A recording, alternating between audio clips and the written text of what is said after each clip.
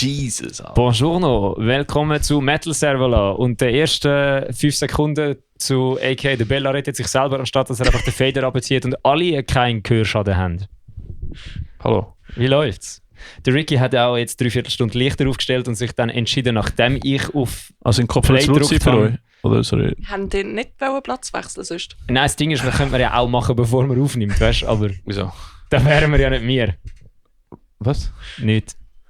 Grüezi wohl, willkommen zu Metal Servola. Wir sind zurück. Diesmal mit der Home-Family-Folge zusammen mit Lea. Alle, die den Podcast nur hören und nicht schauen, sind jetzt sau verwirrt ab dem Intro. Also, heute haben wir da unsere letzte oder neueste Mitglied von Metal Servola dabei. Wir haben Lea, unsere Chief Marketing Officer. Machen wir alle Lärm für die Lea. Jawohl. Und heute machen wir mal eine Schlechtes chillige... Publikum. Heute machen wir eine chillige Recap-Folge. Mal ein bisschen schauen, was wir alles gemacht haben. Was so läuft. Das war viel, was wir gemacht haben. Wir haben letztes Jahr oft Gäste gehabt, oder? Ja, wir haben sehr viele Gäste gehabt. Wir sollten wieder weniger Gäste haben. Ich wollte wieder zum Reden kommen. Ja, voll, gell? Wie geht's bei euch? Läuft's Leben? Ja, viel zu tun. Erzähl Lea. ein bisschen über dich. Lea. Genau, ich habe gerade sagen, Ja. Lea, willst du dich schnell vorstellen für alle Leute, die noch nicht wissen, wer du Das bist? ist ein guter Punkt.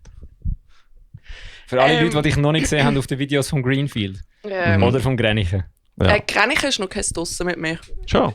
Was? Du hast doch Nein. gesagt... Ich habe noch aufgenommen, aber sie sind noch nicht draussen. Es gibt eins ist draussen mit Ja. Ah dir. ja, stimmt. Eins ist draussen mit dir. Podcast. Tasting. Dort, wo wir Pasta Nein, gegessen wir haben. haben, du bist ja am Podcast am Schluss von der dritte Folge. Stimmt, du hast schon mal im Podcast Ja. bei uns Schon mal auch noch, gesehen, ja. ja. Ja. Das ist nicht. Wieso bist denn du nervös? Du hast das jetzt super gemacht. Ja? Oh, ich weiß nicht. Und das Okay, noch zum Fernsehen ganze... sieht auf dem Bildschirm jetzt auch gerade sehr weird aus, wenn wir dich da interviewen. So. Schon ein bisschen, ja. Das sieht aus wie ein Bewerbungsgespräch. Sie hat den Job schon lange, keine Angst. Ich habe das Gefühl, meine Absorber sind uneben. Ja, das liegt daran, weil deine Kamera schräg steht. Gell? Das kenne ich ja vom Schiff aus, dass die Kamera schräg. Weißt du, jetzt hat er 3/4 Stunde gehabt, um alles einrichten und... Schau mal, die Wasserwaage ist immer noch nicht in der Mitte, Ricky. Heiter vorne. Etwa so viel handwerkliches Geschick wird mir immer unterstellt. Ah, wirklich? Ja, aber du hast jetzt ja gerade das Gefühl, du hast ja gerade das Gefühl gehabt, kannst du ihm eine Platte in die Hand geben? So, als Ja, ob aber- ich grob fahrlässig wäre oder irgendwie nicht wüsste, wie man so eine Das Platte auf dem sieht Spiegel immer noch auflegt. weird aus. Aber egal, es ist ein Weitwinkelobjektiv, also das ist ein bisschen kurvig. Von dem her. Jetzt habe ich endlich Kurve. Muss ich nicht mehr ins Gym, habe ich meine Bikini-Figur für den Sommer schon. Hell yeah! Aber ja, erzähl mal ein bisschen über dich. Ja. Übrigens, Lea hat vor 2 Tagen gecheckt, dass sie im Podcast kommt. Wir haben Ja. nachher ein Business-Meeting. Wir haben es schon mega lange probiert und jetzt haben wir sie endlich getrickt. Das war einfach Ambush gewesen. Ja, was ist so wichtig? Ich arbeite im Social-Media-Bereich. Bin für mehrere Sachen ein bisschen tätig. Mhm. Eben bin unter anderem auch für das Greenfield lang tätig gewesen. Mittlerweile eigentlich das Gesicht ein bisschen auch wurde vom Greenfield, einfach vor der Kamera. Und tue auch das Grenichen, Open Air Grenichen unterstützen im Social Media Auftritt. Und jetzt auch euch 3 Jungs. Selber schuld. Mhm. Hey, aber es läuft langsam. Ja, ja. Also, seit du da tätig bist, im Fall, es läuft uns auch. wir haben gemerkt, dass es etwas. Also wir haben gemerkt, dass es. Wie nennst du das? Du merkst erst, dass du etwas gebraucht hast, wenn du siehst, was der Vorteil ist davon. Unsere tote Profile lebt wieder. Das ist insane. Ja. Ja. Stimmt, dass Instagram hat eine Resurrection gehabt. Aber so haben Ja, wir dich auch kennengelernt. Ich glaube, das Voll. erste Mal, wo wir zwei miteinander geredet haben, bist du mit einem Typ mit einem Mikrofon vor mir gestanden. Hast mir eine Screenshot-Contest, Kamera oder? ins Gesicht gehabt und dann gesagt, hey, ich weiss, du hast einen Podcast, kann ich dich schnell 2, 3 Sachen fragen? Voll. Und ich dort so, hey, what the fuck is going on now? Und ich weiss nicht, ist das der Greenfield Das war vor Contest gewesen, 2 oder? Jahren Das ist vor am 2 Jahren am Bandcontest Greenfield. gewesen. Ja. Mhm. Aber das müsste in dem Fall in dem Jahr gewesen sein, wo ich gesagt habe, ich trinke kein Alkohol am Konzert. hä? Ja. Ich Maybe. bin trotzdem ein bisschen überfahren gewesen von der Gesamtsituation. Vor allem hast du dann so gefragt, so, wegen der Bands, und ich so, ja, ich kenne alle 3 Bands, die das spielen. So. Bist aber sehr neutral gewesen. Ja, eben darum, ich Das habe habe ich ich auch habe gut ich habe einen gefunden, richtig, ja. ich habe schon einen Favorite gehabt. Mhm. Wer das spielt? Ich habe einen Favorite gehabt und ich habe gewusst, wer wird gewinnen. Ja. Und ich glaube, das habe ich auch etwa so gesagt. Und ich habe recht gehabt. Wer war vor 2 Jahren gewesen? All Together, Und Severus Breath? Sons. Nein, die sind letztes Jahr gewesen. All Together, Sons und Polar Shift ist Ja. oder? Wer war letztes Jahr gewesen? Safer Last Breath, Polar Shift und... Stimmt, Polar Shift war schon wieder. Ja. Ich bin letztes Jahr nicht gewesen, darum weiss ich es nicht. Doch, die eine Band, wo... Sonst sind letztes Jahr gewesen? Nein. Nein. Gott. Kopfdammt, los mir zu! Vor 2 Jahren Sons, Polar Shift und All Together. All Together haben gewonnen. Letztes Jahr Polar Shift, Safer Last Breath und Alive for Redemption. Schon? Weil der Dave ist nachher kurz mal der Dave Alive for Redemption gewesen bei mir im Handy rein. Ja, das war spannend. Und dort hat Polar Shift gewonnen. Und das Jahr... Severed, nicht Chevret. Chevre? Severed. Ist nicht Chevre? Nein, ist nicht, ich habe gefragt. Gott, der sich nicht getraut hat. Ich sage es einfach seit Jahren falsch. Nein, das Ding ist eben, er heisst Chevret. Eben, gell? Er heisst so, aber die Band, Ja. weil alle es falsch aussprechen, haben sie sich jetzt Severed genannt. Ah, doch. Yes. So wie eine Sonor-Geschichte. Exakt. Ja. Alright. Und... Wer ist noch gesehen? Chevre, Too Silent. Instant gerade falsch ausgesprochen. genau, Too Silent und Victory Kid, oder? Yes. Ja. Genau. Mhm. Kommen wir später nochmal dazu. Ja, voll. Weißt du noch, wer gewonnen hat? Okay. Ja. Ja. Weißt du noch, wer gewonnen hat? Ja. Sehr schön. Also, Lea, nebst dem, dass du Social Media machst für uns und so. Was hast du so für Hobbys? Wie bist du zum Metal gekommen? Wie bist du überhaupt effektiv dazu gekommen? Wo bist du geboren? Wieso hast du einen althochdeutschen Namen? Jetzt erlebst du, wie Gäste sich bei uns fühlen. Es ist ganz schlimm. Gell? Ich weiss jetzt nicht, ob ich nochmal Leute empfehlen würde, hierher zu kommen. Das Ding ist ja, meistens sind die anderen Gäste auch eher freiwillig da. Ja. Ja. Also du bist ja auch freiwillig da. Es hat ja niemand dich gezwungen, da zu sitzen. Das müssen wir jetzt vielleicht auch mal noch sagen. Man Das hat stimmt, nicht ja. festgelegt, sie hätte effektiv auch können sagen, nein, ich will nicht. Also Ja. sie sitzt eigentlich in freien Stücken da. Und was lustig auch ist, wir machen keine Vorbereitung und Gäste wissen dann auch nicht, weißt du das, auf was lassen wir uns zu. Ja, aber und das ist auch das mittlerweile- Schöne davon. Es gibt keine Vorbereitung, wir haben Genau, keine aber eben, Fragen. die sind ja eigentlich dann meistens da, um sich selber zu promoten. Also von Genau. dem her sind sie dann schon auch am Schnurren. Ja, fair. Also, nicht alle. Die meisten haben wir uns jetzt so Ja. Schnurren gebracht irgendwie. Es gibt ein paar, die einfach kurze Antworten geben und nachher nichts mehr sagen. Und nachher müssen wir da irgendwie zwischen uns reden. Nachher wird es wieder einfach ein Podcast von mir zwei Schnurren. Genauso wie jetzt gerade. Lea, was Das soll kann ich ich eigentlich auch gerade sagen? sagen. Wir probieren nur, dass du einfach ein bisschen langsam in den Flow reinkommst. Ja. dass du da nicht- Also, Frage. Das ist das erste Mal nachher, du wirst gesehen, dass wir zwei Ja, nachher Natur geht's dann Ja, das Ding ist, easy. aber es ist ja ein Podcast, wir sind nicht so am Interview, von dem her sollte man das eigentlich gar nicht so fest machen. Aber wir kennen dich eben besser als der Zuhörer. Und dann ist es gut, wenn sie dich ein bisschen besser kennen. Aber was mich wirklich verwundert ist, wie, wo du falsch abgebogen bist, dass du jetzt schwarze Haare hast und Metal los ist. Das Boah. fragen wir bei allen. Ja, oh. Spielst du ein Instrument noch nebenbei? Nein, ich habe früher ein Instrument gespielt. Ich habe früher Harfe gespielt. Wieso nur früher? Weil nachher irgendwann die Pubertät gekommen ist. Und Nachher dann ist ist alles andere interessanter Nachher ist es nicht mehr so cool. Ja, also ich habe früher Harfe gespielt und Leistungssport gemacht und dann hatte ich einen Unfall gehabt und dann ist wie beides nicht mehr interessant Oh gewesen. shit, was hast du gemacht? Das Knie kaputt gemacht. Nein, ich meine Sport. Aha, Sport. Ich habe, Nein, am Knie. aha, eigentlich Also, du darfst auch gerne erklären, ich weiss halt, was du hast mal gesagt, du hättest Leichtathletik gemacht. Leichtathletik, genau. Sprint und Hochsprung habe ich Von dem her, gemacht. mein einziger Weg, um aus einer Schlägerei rauszukommen, ist bei ihr auch ein bisschen 100 schlecht, weil sie 100 kann man Meter und wahrscheinlich Hochsprung. nicht rein. Habe ich auch gemacht. Geil. Yes. Hättest du können über mich drüber gumpen? Ja. Geil. Was Ja. ist deine höchste Leistung im Hochsprung? Wow. Was ist schon ewig her? Da bin ich noch viel jünger gewesen. Ich glaube, das war 1,90 gewesen. Holy shit, das ist ja hure gut. Ja. Ah, du hast locker über den Ricky drüber gekommen sogar. Ja? Ja. Crazy. 4 Zentimeter. 1,90! Das ist schon krass. Ich weiß nicht Ja, mehr. aber das ist ja... Warte schnell. Was ist Frauen-Weltrekord? Schon zwei... Jetzt, ich weiß es nicht mehr. Ich habe früher mega Müsstest viel... du googlen. Mega viel. Ja, aber es ist 2,16 oder so etwas Absurdes. Oh, ja. Hochsprung, Wie hat die kroatische Hochspringerin geheißen? Sprung, Rekord. Ich bin eben die ganze Zeit, mein Wow. Vater hat so Zeugs gemacht und ich habe die ganze Zeit müssen Sportpanorama schauen. Und, 2,10 Meter. und die ganze Zeit als Leichtathletik da Ding in Zürich gehen. Ja. Und dort hast du früher mal so, bist du dort auch mal gewesen? Bei Weltklasse Zürich hat sich so einen Nein, Anlass ich gehabt, wo hab's nie wir als geschafft. Kinder können früher trainieren. Dort bin ich eben auch mal gewesen. Ja. Und dort bin ich hure impressed gewesen, weil ich so bis 18 eigentlich nicht gross bin. Ich bin ja jetzt effektiv klein, weil ich bin unter dem Schweizer Durchschnitt. Was ist der Was Schweizer ist der Durchschnitt? Schweizer Durchschnitt? 1,78, der Mike und ich. Der Schon? Mike, Ist der nicht kleiner? nein. der Mike Zwetti und ich sind 1,76. Wir sind 1,76 Gang. Und Svetti wird, glaube ich, nicht kleiner. Einmal die Frauen werden auch grösser. Aber der Durchschnitt ist effektiv in den letzten 3 Jahren rauf. Ja. Weil der Mike und ich sind 1,76 Schweizer Durchschnitt vor 3 Jahren. Mir ist letztens auch aufgefallen, dass die Jüngeren mittlerweile Gell, grösser irgendwie schon. werden. Ist schon komisch. Das kommt von den ganzen Sojasprossen, was essen. Microplastics wahrscheinlich. Ja. Microplastics. Du bist einfach Lego-Mauli. Und darum jetzt ist der Durchschnitt mittlerweile bei 1,78. Das heisst, ich bin klein.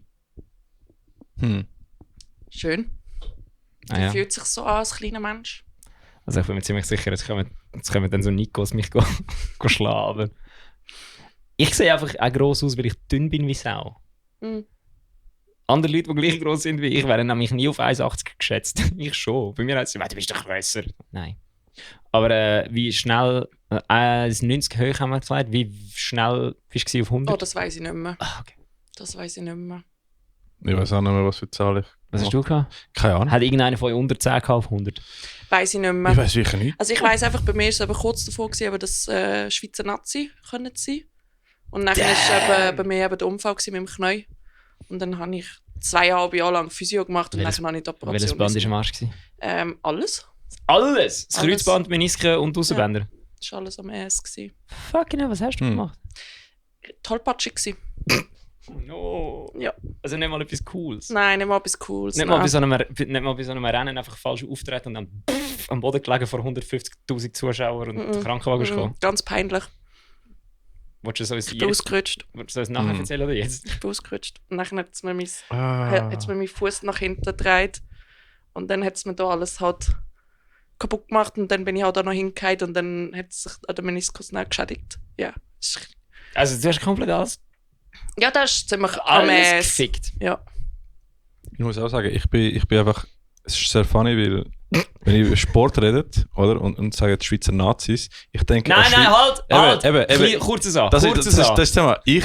Einfach weil ich nicht daran gewöhnt bin, dass so Nazis sagen, ich denke, du bist ja Schweizer Nazis. Und ich sage, es ist einfach nicht in meinem Vokabular drin, oder? Und Olympische Spiele, alle so. Ja. Und mein Kind unterscheidet das nicht. Und immer wenn jemand so, ja, ich habe den Nazi-Weg gemacht, so, Chilling kann sich keine Angst. meinst du Sport? Es ist wirklich einfach, weil ich Du musst einfach mal bei allen so ein lockerflockiges das ist einfach nicht wie Teil von geil meinem Vokabular. rühren und dann mal schauen, wie sie reagieren. So ist es so funny, weil es ist einfach nicht Teil von meinem Wortschatz. Und deswegen finde ich es immer so funny, jedes Mal, Ja, wenn ich das Punkt. höre. Der Mittermeier der Michael Mittermeier hat so einen geilen Joke gehabt für das Thema. Dort hat er nämlich gesagt, wenn er ist ja relativ oft in der Schweiz berufsmäßig für zum Shows spielen und so. Das ist aber auch schon immer ein relativ altes Programm gewesen, hat er gesagt.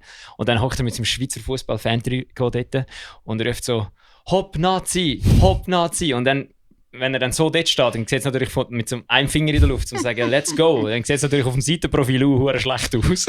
Also ich hätte gedacht, man hätte irgendwie das Wort geändert ein bisschen. Nein, wieso? Keine Ahnung, wieso auch Nazi? Also, Nein, es ist aber nicht Nazi, es ist Nazi. Es ist Nazi. kurz. Phonetisch ist es genau gleich. Nein, Nazi und Nazi ist nicht das Gleiche.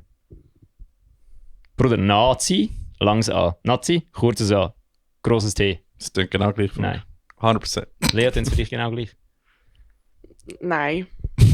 Also nicht genau, aber es Für hat schon das, Ähnlichkeit. dass du bei einer Gitarre mit kannst unterscheiden, ist jetzt das wirklich peinlich eigentlich, wenn wir ehrlich sind. Fair, aber es hat irgendwie nichts mit dem Holocaust zu tun. Hat Nazi auch nicht.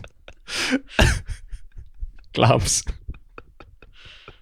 Anyways. Ich bin mir sicher, irgendeiner Nationalmannschaft haben wir einen Holocaust-Lügner, Also, der verpeilt ist, weil es viel auf der Green Gate ist. Schau, letztes Mal haben wir einen 911-Joke gehabt, dementsprechend ist auch gut, dass wir in der Folge nochmal El 911.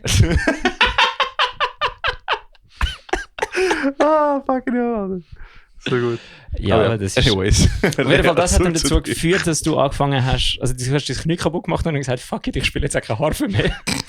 Ja, weil ich habe ja nachher mein Knie die ganze Zeit müssen gerade Ah ja, stimmt, das ist blöd beim Und Harfe das ist spielen. dann halt blöd, wenn du Ach halt die schon. Harfe zu dir nimmst, weil du musst sie ja haben mit dabei auch. Yep. Und das ist ja problematisch nachher. Und dann Wie groß ist die Harfe? hat die schon groß Im Vergleich zu der Lea nicht so groß wie im Vergleich zu mir. Es ist schon etwa so groß gewesen wie ich. Krass. Alright, ja. Also in dem Fall etwa 1,5 Mal so groß wie ich. Ich habe im Fall, glaube ich, nie eine Harfe live gesehen. Aber ich habe ein Harfe-Album gemischt. Ah. Ja. Mal, ich kann schon mal Harfe, ich würde gerne Harfe können spielen, aber das ist so ein Instrument, wo du musst wissen, was du machst. Ja, voll. Es sieht schon recht überfordernd aus. Also so viel Zeug zum Zupfen dran. Ja, fair. Das geht. Kannst du uns erklären, wie eine Harfe funktioniert? Ich habe nämlich keine Ahnung, wie das geht. Also, oder einfach die Grundstruktur. Es hat so viele Seiten dran, Ja. aber es gibt ja trotzdem nur 12 Töne, oder? Oder ist das Ja. Also anders es bei der? gibt immer Ja. nur 12. Das stimmt nicht. Bei einer Fretless-Gitarre gibt es alle Töne. Also das sind Microtones noch. Das ist Ja, aber das ist nicht... es sind immer noch die gleichen Bei einer, 12. Seite, nein, bei einer Singt- Gitarre hast du 6 Seiten, also 6 Töne. Bei einer Harfe hast du 124 Seiten. Das ist nicht mal 6 Töne. Das sind die, das Nein, ist ja, es bei einer sind- Gitarre ist ja zweimal Es eine gibt gleich. nur 12 Noten und nachher kannst du einfach ein bisschen abweichen von denen. Ja, das stimmt schon, aber wenn du ein Instrument hast mit verschiedenen Seiten drauf, hast du ja schon mal, sind die Seiten schon mal anders. Das ist deine Frage, ob es chromatisch ist oder ob es in einem Scale... Ja, wie eine Harfe aufgebaut ist, wollte ich eigentlich mehr wissen, dass ich weiss, auf welcher Seite ich muss zupfen, dass ich ein G bekomme. Ich würde das sonst vorbereiten fürs nächste Mal. Ist das gut? Mhm. Nimmst du auch eine Harfe mit, dass wir können ausprobieren können? Das wäre verdammt geil. Ist gut. Boah, dann könnten wir gerade ein Video machen. Metal Musicians drehen durch Playing Harfe. Nein, also der Rob Scaron hat schon mal Videos mit Harfen gemacht. Ja, aber der weiß, was er macht im Gegensatz ja, zu mir. das ist insane. Hm. Dank der Rob Scaron höre ich eigentlich Peeling Flash. Gut, es ist 22 Minuten gegangen und wir sind bei Peeling Flash. Anyways, wann hast du falsch abgebogen, Leo, und hast angefangen Metal zu hören? Ja, nachher ist halt so die ganze Pubertätsphase gekommen. Und dann, das Interessante ist ja eigentlich, dass ich ja zuerst mal eher so im Techno-mäßig unterwegs war. Und nachher dort so Step by Step also Bring Me angefangen habe. Ich schäme mich auch dafür, aber ich sage es jetzt, ich habe mit Five Finger Death Punch angefangen. Das ist Das ist schon geil. Ja. Nein, sind es nicht. Aber es ist Also Also- mittlerweile kann ich sie nicht mehr hören. Es Ja. geht wie für mich nicht mehr. Aber einfach, weil sie mir auch ein bisschen zu soft sind. Ja. Und ja, dann bin ich Step by Step mehr reingerutscht. Mhm. Bist du mal wieder an so Festivals gegangen und alles drum und dran, dann hast du es mehr und mehr kennenlernen. Also Ja. du hast den Reverse Metalhead gemacht. Genau. Weil normalerweise gehen Metalheads ja vom Metal in Techno hier. Genau, ich habe es umgekehrt gemacht. Voll. Geil. Also du hast in dem Fall angefangen mit Five Finger Death Punch Mhm. und Bring Me So Horizon. ACDC. Gut, Also fair, früher wer hat bin nicht ACDC gelost? Früher war ich ein riesen ACDC-Fan. ACDC ist geil. Also habe ich sie, glaube ich, in einem Jahr habe ich sie irgendwie, glaube 8 oder 9 Mal gesehen. Damn. Also bin wirklich auch nachgereist Okay, und so crazy. Zeugs. Ich habe sie einmal gesehen und es dann langweilig gefunden. Ich habe das nie gesehen. Nein, für mich war es damals recht geil gewesen auch. Es ist schon geil. Ja. Mhm. Sie machen halt schon Party, machen sie immer noch. Es ist aber schon geil. ACDC ist schon geil. Ich habe letztes Ja. Jahr einfach auch wieder mal, wo das neueste Album von ihnen rausgekommen ist, habe ich das einfach mal gelost und dann einfach so das Gefühl gehabt, es ist das gleiche Album, das sie schon 4 Mal rausgebracht haben, oder 24 Mal, aber das Schlagzeug... Mhm. Mhm. Ja, ACDC ist so Spaß für die ganze Familie, oder? Ja. So, ihr Ja. könnt alle hören. Voll. Also Ja. ich bin dann auch... Außer meine Mutter. Wer ist das schon zu hart? Da müssen wir nachher noch schnell drüber reden. Die ist Ja. an der Platte, also an Gut, der aber das- EP-Release-Show von Das uns. haben ja Ach schon. meine Eltern finden das ja auch ganz schlimm. Also allgemein, meine ganze Family, ich bin ja mittlerweile sehr im Hardcore Mhm. am Hören und alles drum und Ja, dran. das wenn finde ich aber erst Very wenn ich gut. das im Auto höre und meine Schwester zum Beispiel nebendran hockt oder meine Mami, dann sagt sie immer so, also du hörst das freiwillig.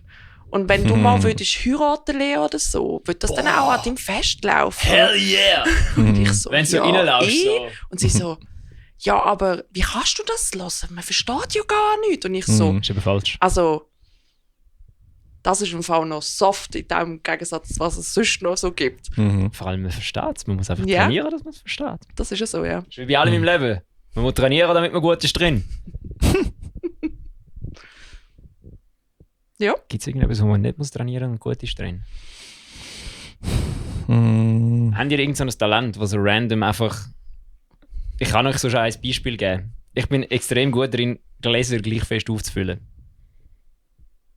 Das ist so wirklich jedes Mal, wenn ich in der Küche stehe, oder oft, wenn ich in der Küche stehe und ich für mehrere Leute ein Getränk einfülle, Mhm. sind die nachher einfach so Säck genau gleich hoch. Ohne dass ich es will. Es ist einfach so, Geil. und so ein richtig unnötiges Talent, das einfach auch keinem etwas bringt, aber man selber ein bisschen Freude daran hat. Sagen, with great power comes great responsibility, oder?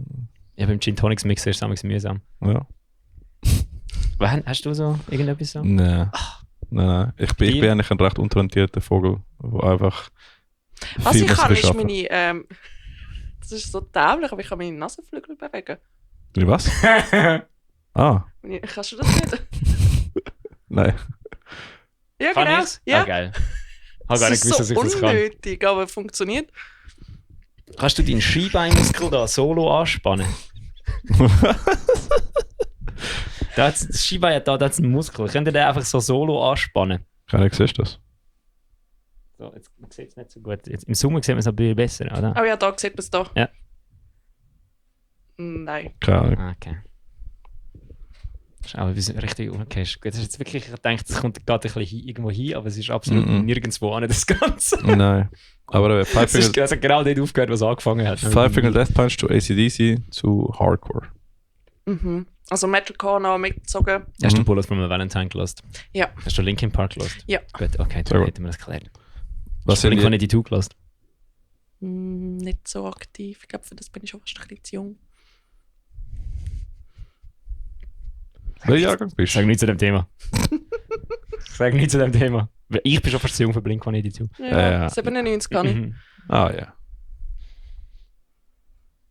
Ja, wenn das jetzt mal ausreden. Also, Gut, das Thema Und ist... ich habe auch, also ich weiß nicht, wie ihr aufgewachsen seid, aber ich bin halt nicht mit so Sound aufgewachsen. Ich auch nicht. Also meine absolute Kindheit ist so Hannah Montana und Mhm. One Direction gewesen Mami und hat ABBA Tokyo gehört. Hotel. Mhm. Ja, meine Mami auch. Liebe. Ja, Pure wir- Liebe. Nein, meine Mami hat nicht ABBA gelost. Das weiß ich. Wahrscheinlich Also, Leute, die älter sind wie ABBA. wahrscheinlich, ja. Aber weißt du, bist auch mit Snowboard und Skate und dem ganzen Soundtrack von dem auch aufgewachsen, oder? Ja, aber, PS2-Spiel und so. aber ich habe nie eine Videospielkonsole gehabt.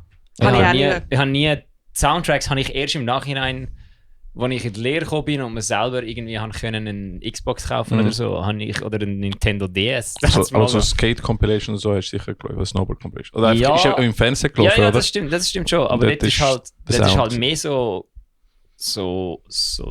Skate-punkig gewesen. Eben, ja, Darum Blink-182. höre ich, nein, ich bin nicht Blink-182. Ist das nicht Skate-Punk? Simple Plan? Nein, auch nicht Simple Plan. Das ist Was mehr ist so, denn Skate-Punk denn? es hat einen Edit von Ryan Sheckler gegeben mit All Time Low, mit dem Coffee Shop Soundtrack, Okay. glaubst du? Ist das der, wo I got your picture, I'm coming with you, dear Maria. Nein, das ist Dear Maria, Count Me In. Der Coffee Shop Soundtrack ist das gewesen. Das ist ein anderer Ja. Song von All Time Low, auch absoluter Banger ist. Mhm. Das ist ein Edit von Ryan Sheckler gewesen. Dann hat es ein Video gegeben von Sean White, wo Out of Control von Rufio drauf war. Dass ich das noch weiss, ist insane. Aber das sind zwei richtige Bangers gewesen. Ja. Und was auch, YouTube ist auch geil, der Dave Days. Kennt einer von euch Dave Days? Der Nein. Bruder hat so ein grünes T-Shirt da gehabt immer und so YouTube-Covers gemacht. Dave, der Bassist? Nein, Dave Nein. Days, nicht Dave Dave. 4. Der Dave Days, so ein grüner Dude, Ah. grünes T-Shirt und hat immer so Pop-Songs, so Punk-Cover-Versionen davon gemacht. Na, keine Ahnung. Sagt man auch nicht. Fucking Ja. hell, Alter. Ja, bei mir war es recht früh Wow. gewesen mit Green Day. Also Green Day ist schon... Ja, Green Day habe ich Ja. American Idiots Album gekauft. ich kann... Gut, was bei mir halt Ja. so der Anfang auch gewesen ist, halt auch Kraftklub gewesen.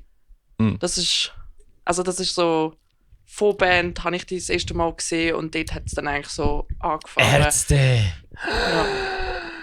Oh, In dem Fall irgendwann- Ich bin jetzt mit Ärzte gezündet. In dem Fall doch ein bisschen rockiger Sound. Ja, ich schon, aber Ja. ich bin Ja, nicht ja, mit dem bei mir schon aber ich auch bin nicht ein bisschen, aufgewachsen aber, mit dem. Ich habe mir das selber müssen antrainieren. Fair. Ich habe auch. Ja, Ich glaube, das härteste, was mein Vater gehört hat, war Gotthard. Gewesen. Bon Jovi bei meinem Vater, ja. Oh, Bon Jovi hat mein Vater auch gehört, ja. Ja. Dein Vater hat Bon Jovi gehört? Nein. Hm. Mein Papa ist eher so 90s-Techno unterwegs gewesen. Damn, Wo okay. kommt das aber her? Ja, Ja. das Ah. kommt eher so ein bisschen dort her. Ja. Das ist ein 90s Raver. 90s Techno schon auch geil. Und eher so ein bisschen das funkige Soul. Das ist eher so bei meinem Vater. Kann ich voll wenig mit Techno aus. Ich weiß nur, dass DJ Tatana absoluter Banger war 2000 an der Street Parade. Ist DJ Bobo Techno? Nein. Doch. Moll! Sicher! Sicher ist DJ Bobo Techno. Das war mein allererstes Konzert, Meins gewesen, auch. wo ich jemals war, wenn ich auch so ein kleines Mädchen Welche Tour war es? Gewesen? Weiss ich doch nicht mehr, bin ich irgendwie Ist es 5 oder Pirates 6 of Dance? gewesen. Dann müsste es Pirates of Dance gewesen sein. Wahrscheinlich. Dort bin ich aber 9 gewesen, als ich das erste Oh. Mal Aber was ist so der richtig thrashige Euro-Techno-Sound? So DJ Bobo! Ja. oder, aber es hat einen Namen, gell? So Eurodance. Eurodance, ja, voll. Alter, wir haben unsere neue Single released, dort. Mhm. Calculator. hat er einfach einen drunter geschrieben. Geil, das klingt wie DJ Bobo früher. Und ich nur so. Bruder, ist das jetzt ein Front oder ist das jetzt, findet ihr das cool oder was? Vor allem rap ich wie der DJ Bobo. Holy fuck, Alter. Ist das jetzt gut oder nicht? Hä, ich bin wirklich, also es war eine Achterbahnfahrt von den Emotionen gewesen. Ich sag's dir. Bin nicht mehr rausgekommen. Nicht mehr gewusst, wo oben und unten ist. Aber was haben wir so letzte Zeit gemacht? Eigentlich. Wann haben wir letztes Mal Podcast gemacht? Vor 2 Wochen. Ich glaube vor 2 Wochen, ja. Wer war der letzte gewesen? Das Membrane Metal Serval Awards. Stimmt. Das sind Metal Serval Awards gewesen. Vor 2 Wochen. Jetzt ist nur die Frage, wann das war. Wir haben schon Pokal im Auftrag gegeben. Jetzt warten ist wir das auf. vor diesen Shows, die ich gespielt habe mit den Versus? Boah, fuck, ich habe Versus gesagt. Eversis. Ist gerade vorher gewesen? Ich kann den Bandnamen nicht mehr aussprechen. Nachher bin ich filmen? Ja, du bist gefilmt dann. Ja, das ist nachher gewesen. Ist das, nein. Es ist nicht nachher gewesen. Gott, Weil nachher haben wir probt. Dann war Must Be Wrong Platte da gewesen. Dann war Konzert in Saarbrücken gewesen. The fuck? Dann, ich sehe es nicht. Aber das müsste ich... Ist gerade kurz. Ja. Du musst doch auch nicht zu mir rüberkommen. Wir machen das Audioformat. Nicht das 4D-Format. Darum bin ich da überall, weil es ist verdammt viel gekommen. Ich habe gedacht, ich will das leislich rausrülpsen und dann kommst du da so... Jetzt haben wir so Touch. Also keine Ahnung, auf jeden Fall haben wir ja... Hast du noch ein Bier? Metal Serval Awards. Ich habe da noch eins, ja. Kann ich nicht. Da. Metal Serval Awards gemacht. Ja. Und dann ist meiner Meinung nach die Platte... Also das erste... EP-Release-Show, es war ja keine Plattentaufe, es war eine EP-Release-Show von unserer Eversis EP Category 55 Emergency. Das ist ein Fall vor dem Podcast, aber wir haben nicht drüber geredet. Das ist... Ja, weil wir haben nur das Ding gemacht. Fair, ja. Was war das nach dem Podcast gewesen? Ist das zwischen Nein, stimmt. Wir haben nachher aufgenommen, oder? Podcast haben wir nachher gemacht. Wir haben es nämlich in dieser Woche gemacht, bevor wir... Nein, schau jetzt, wir haben es nachher gemacht. Zuerst war die EP-Release-Show, dann haben wir den Podcast aufgenommen, dann hat uns Lea zusammengeschissen, dass wir das Video für das Open Air Grenchen gemacht haben. Ja. ja. Und dann haben wir Taoist geprobt und dann haben wir es... Und dann bist du fast am Highway gewesen und dann habe ich gedacht, der Bro, ja. wir vergessen gar nicht, wie zu machen. Ich bin vor meinem Auto gestanden und der Mike so, der Ricky also will dich. Das Video wäre jetzt online. Das Video ist jetzt online und das Open Air Grenchen hat das Gefühl, also ich finde es gut, mein Gesicht mit rein zu haben. Also, wir sind so müde gewesen an dem Abend. Ich kann nicht mehr mögen. Ja. Das ist wirklich, wir haben schon keinen Bock mehr gehabt, wir haben schon keinen Bock gehabt zum Proben. Dann bin ich schon im Auto und der Mike einfach so, Bruder, müssen wir jetzt wirklich nicht aufhören? Und ich so, Lea, schlag mich sonst. Und wie wir letzten Sonntag geklärt haben, kann ich ja auch nicht davon säckeln, weil du schneller rennst wie ich wahrscheinlich. Ja. Ich habe mir dann überlegt, ich will gerne mal Metal Serval Olympiade machen. Mit so anderen Bands. So ein Super 10-Kampf mit so Bands. Kennen den Super 10-Kampf? Das verwundert mich, die 2 Antworten verwundern mich jetzt fast nicht. Willst du erklären schnell? Das darfst du machen. Fuck.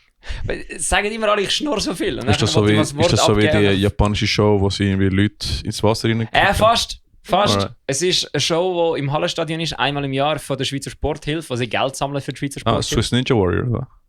Nein, fast. Also, dann hat es jetzt so 4 Teams, wo so Schweizer Spitzensportler drin sind. Und dann müssen die einfach so, dann gibt es so 4 verschiedene Wettkämpfe. Ich weiß auch nicht, wie so ein Super 10-Kampf heisst. Das sind keine 10.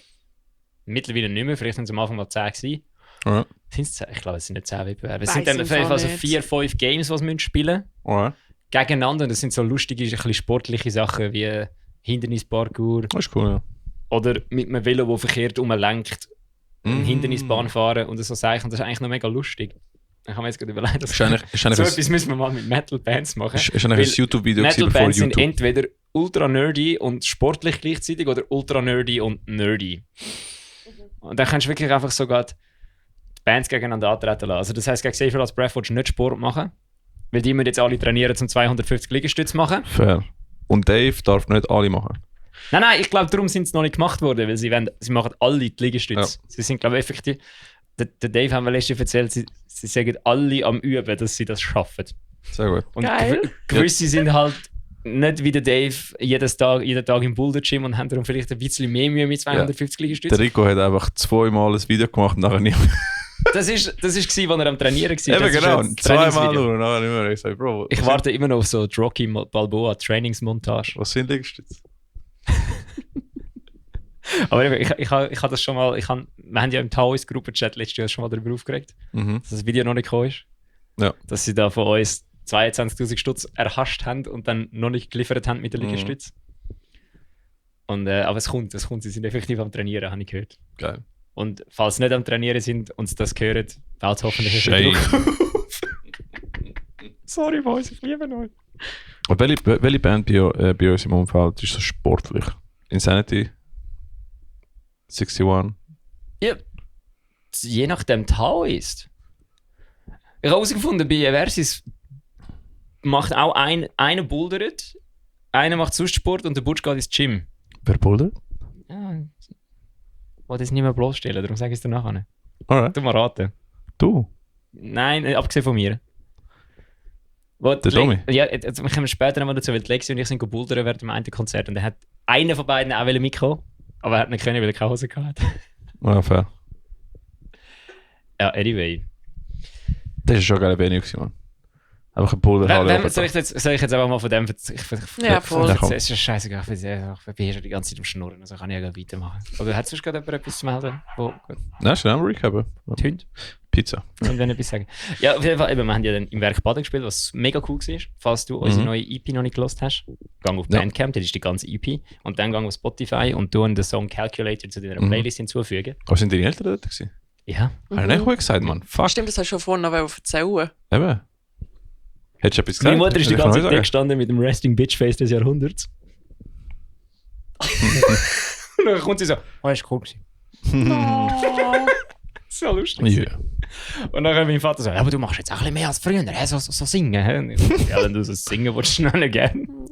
Süß. Ja. Es war mega toll gewesen. Es war auch mega lässig gewesen. Es sind gar nicht mal so wenig Leute da gewesen. Nein, ist Nein, eigentlich so ein paar so. dort gesehen. Das Werk ist halt einfach gross. Ja. Also dafür, dass ihr keine Schweizer Band als Opener hatte. Ja, ist weißt du, was das insane. Lied? Ah? Ja, weil es ist ja so, oder? Das habe ich ja schon mal erklärt, wie das Ich weiß. Ich habe vor 2 Jahren Kill the Lights in Deutschland gesehen und dann Drown by Evil gesehen und dann habe ich besoffen mit dem geschnurrt. Und dann mir so, ja, wir müssen Konzert haben spielen. Und dann, wie es immer ist dann nichts daraus geworden. Und dann letztes Jahr hat er geschrieben, hey, wir haben da noch andere Band, die wir mit uns Weekenders machen. Organisieren wir einfach alle bei uns die Higher Show. Und das war etwa 2 Tage, bevor wir mit Taoist im Werk gespielt haben. Dort die Show, die ich glaube 3 Mal gespielt habe. The Conjurer Show? Nein, Nein, das ist schon viel länger her. Dort ist die Show schon gestanden. Ja. Nein, dort, wo ich 3 Mal gespielt habe, glaube ich. Und dann habe ich sie einfach gerade angequatscht, weil sie das Gefühl hatten, hey cool, ich komme mit euch, wenn wir wieder mal da haben, es ist mega lässig gewesen. Und dann habe ich so sie angequatscht und so, ja, ich schreibe mal ein E-Mail dorthin. Dann habe ich ein E-Mail dorthin geschrieben, hat der Marcel zurückgeschrieben und dann ist das Ganze gelaufen. Ja. In der Zwischenzeit haben wir, weil der Domi weg war, habe ich neue Songs geschrieben und dann haben wir die neuen Songs fertig gemacht und dann haben wir so das Gefühl, hey, warte schnell. Ich könnte ja eigentlich gerade, dass vielleicht noch ein mehr Leute kommen, dann unsere neuen Songs spielen und unsere neue EP dort releasen. Darum haben wir keine Schweizer Bands gehabt, weil es einfach... Nein, fair. Aber dafür, dass sie die einzige Schweizer Band sind, haben die einen guten Pull gehabt. Ich habe vor allem das Gefühl, dass noch sehr viele Leute nicht für uns dort waren. Das ist krass, ja. Weil beim Merchandise sind auch mega viele Leute so zu den anderen Bands gegangen und so, geil, Alter. Oh ja, geil. Interessiert sich niemand für uns, alles wie immer, herrlich. Aber wir haben jetzt 500 monatliche Hörer auf Spotify momentan, was crazy ist. Ich habe glaube noch nie mehr gehabt als 250. Ja, es Sehr ist... geil. Jetzt von ihr... Die Ads funktioniert. schalten, Ja, aber genau. es ist im Fall nicht mal die Schuld von der Nein, von der kann Werbung. nicht. Kann nicht. Aber es funktioniert jetzt. Ich habe vor allem eine schon mal geschaltet und die hat dann irgendwie einfach etwas gemacht. Und dann habe ich nochmal eine neue gemacht, wo ich Aber nochmal... die Karte ist jetzt nicht mehr gespielt, oder? Nein, das kann ich jetzt nicht. Okay, gut. Ja, das können wir nachher Aber im Endeffekt, Ads zeigt es einfach nachher an Leute, die potenziell Genau. es gerne hören. Und ihr habt da ein sehr gute Produkt rausgebracht. Genau dann, wenn Voll. Ads funktioniert haben. Also, Das Ding ist jetzt eben auch, ich glaube, der Song, dass wir beim Mahmoud sind und wirklich auch interessante Vocals haben und Production geil tönt, ist auch, glaube ich, einfach ein Song, den die Leute auf Spotify effektiv irgendwie hören wollen. Und auch mehrmals hören. Weil jetzt ist es so, ich habe so einen Spike gesehen, einmal hat Spotify hat einen Release-Radar rein da und dann ist ein Spike rauf und dann nach dem ist, vorne ist immer so viele Streams gewesen und jetzt ist es so viele Streams. ja. Es sieht auch hure wenig aus, wenn ich so die Finger bewege, aber es ist eigentlich mehr, also es sind mehr als doppelt so viele Aufrufe jetzt immer pro Tag, Ja, immer. was crazy ist. Ja, also es ist cool, es läuft. Und jetzt kommen ja nur noch mehr Songs raus. Ja, Joe ist mega fix. Wir haben sie auf GoPro und der Ricky hat sie gefilmt und der Ricky hat das Musikvideo gemacht, das jetzt dann gleich rauskommt für die neue Single. Das ist einfach mega cool. Ich muss vielleicht den Color graden. Ja, es ist kein Stress, ich weiß noch nicht, wenn es rauskommt. Alright. Weil ich müsste dann ja noch einen Plan machen, wie das geht. Fair. Ich habe so keine Nerven momentan. Ich bin von der Ferien heimgekommen, da habe ich ein Konzert gespielt mit Taoist. Dann habe ich jeden Abend irgendetwas gehabt, da, Podcast, Schule. Das ist noch etwas anderes Dings. gehabt. Du bist aus der Ferien heimgekommen und es war im Band-Contest noch. Ja, zuerst habe ich ein Konzert gespielt, dann bin ich im Bandcontest, dann bin ich die am Gaming den ganzen Abend. Gehst du wieder aus? Dann habe ich Ads geschaltet. Und dich aufgeregt. Dann bin ich gestern am Heißkalt-Konzert gewesen, heute mache ich einen Podcast und morgen gehe ich an einen I&S-Kurs. Also ich komme einfach nicht dazu. Ja, würde mich. Aber eben, auf jeden Fall haben wir dann die Show gespielt, das war geil gewesen. Wir sind am Morgen, das war mega lässig im Werkbaden. Ich glaube, es gibt noch ein Recap von all diesen 3 Shows, weil ich habe jetzt noch das Musikvideo fertig gemacht für die eine Single, für die Single, die rausgekommen ist. Also Calculator kommt auch noch das Video über. Das kommt jetzt dann raus. Geil. Das lade ich jetzt dann Nice. raus. Und es ist mega, das ist halt einfach nur ein GoPro gefilmt von uns, wo wir hauptsächlich uns beim Seich machen im Backstage. Im Fall, das ist viel besser als einfach ein Visualizer. Nehmt einfach fucking GoPro. Ja, ich mache glaube filmt ich noch die Lyrics drauf. Ja. Und das kommt jetzt raus, das heisst, ich könnte auch sehen, wie es ausgesehen hat dort. Das Video von Two Steps kommt dann irgendwann raus, das, was der Ricky gemacht hat. Ich sehe sowieso, wie die Show aussieht, das ist mega cool. Ja. Und es ist mega nice gewesen. Mhm.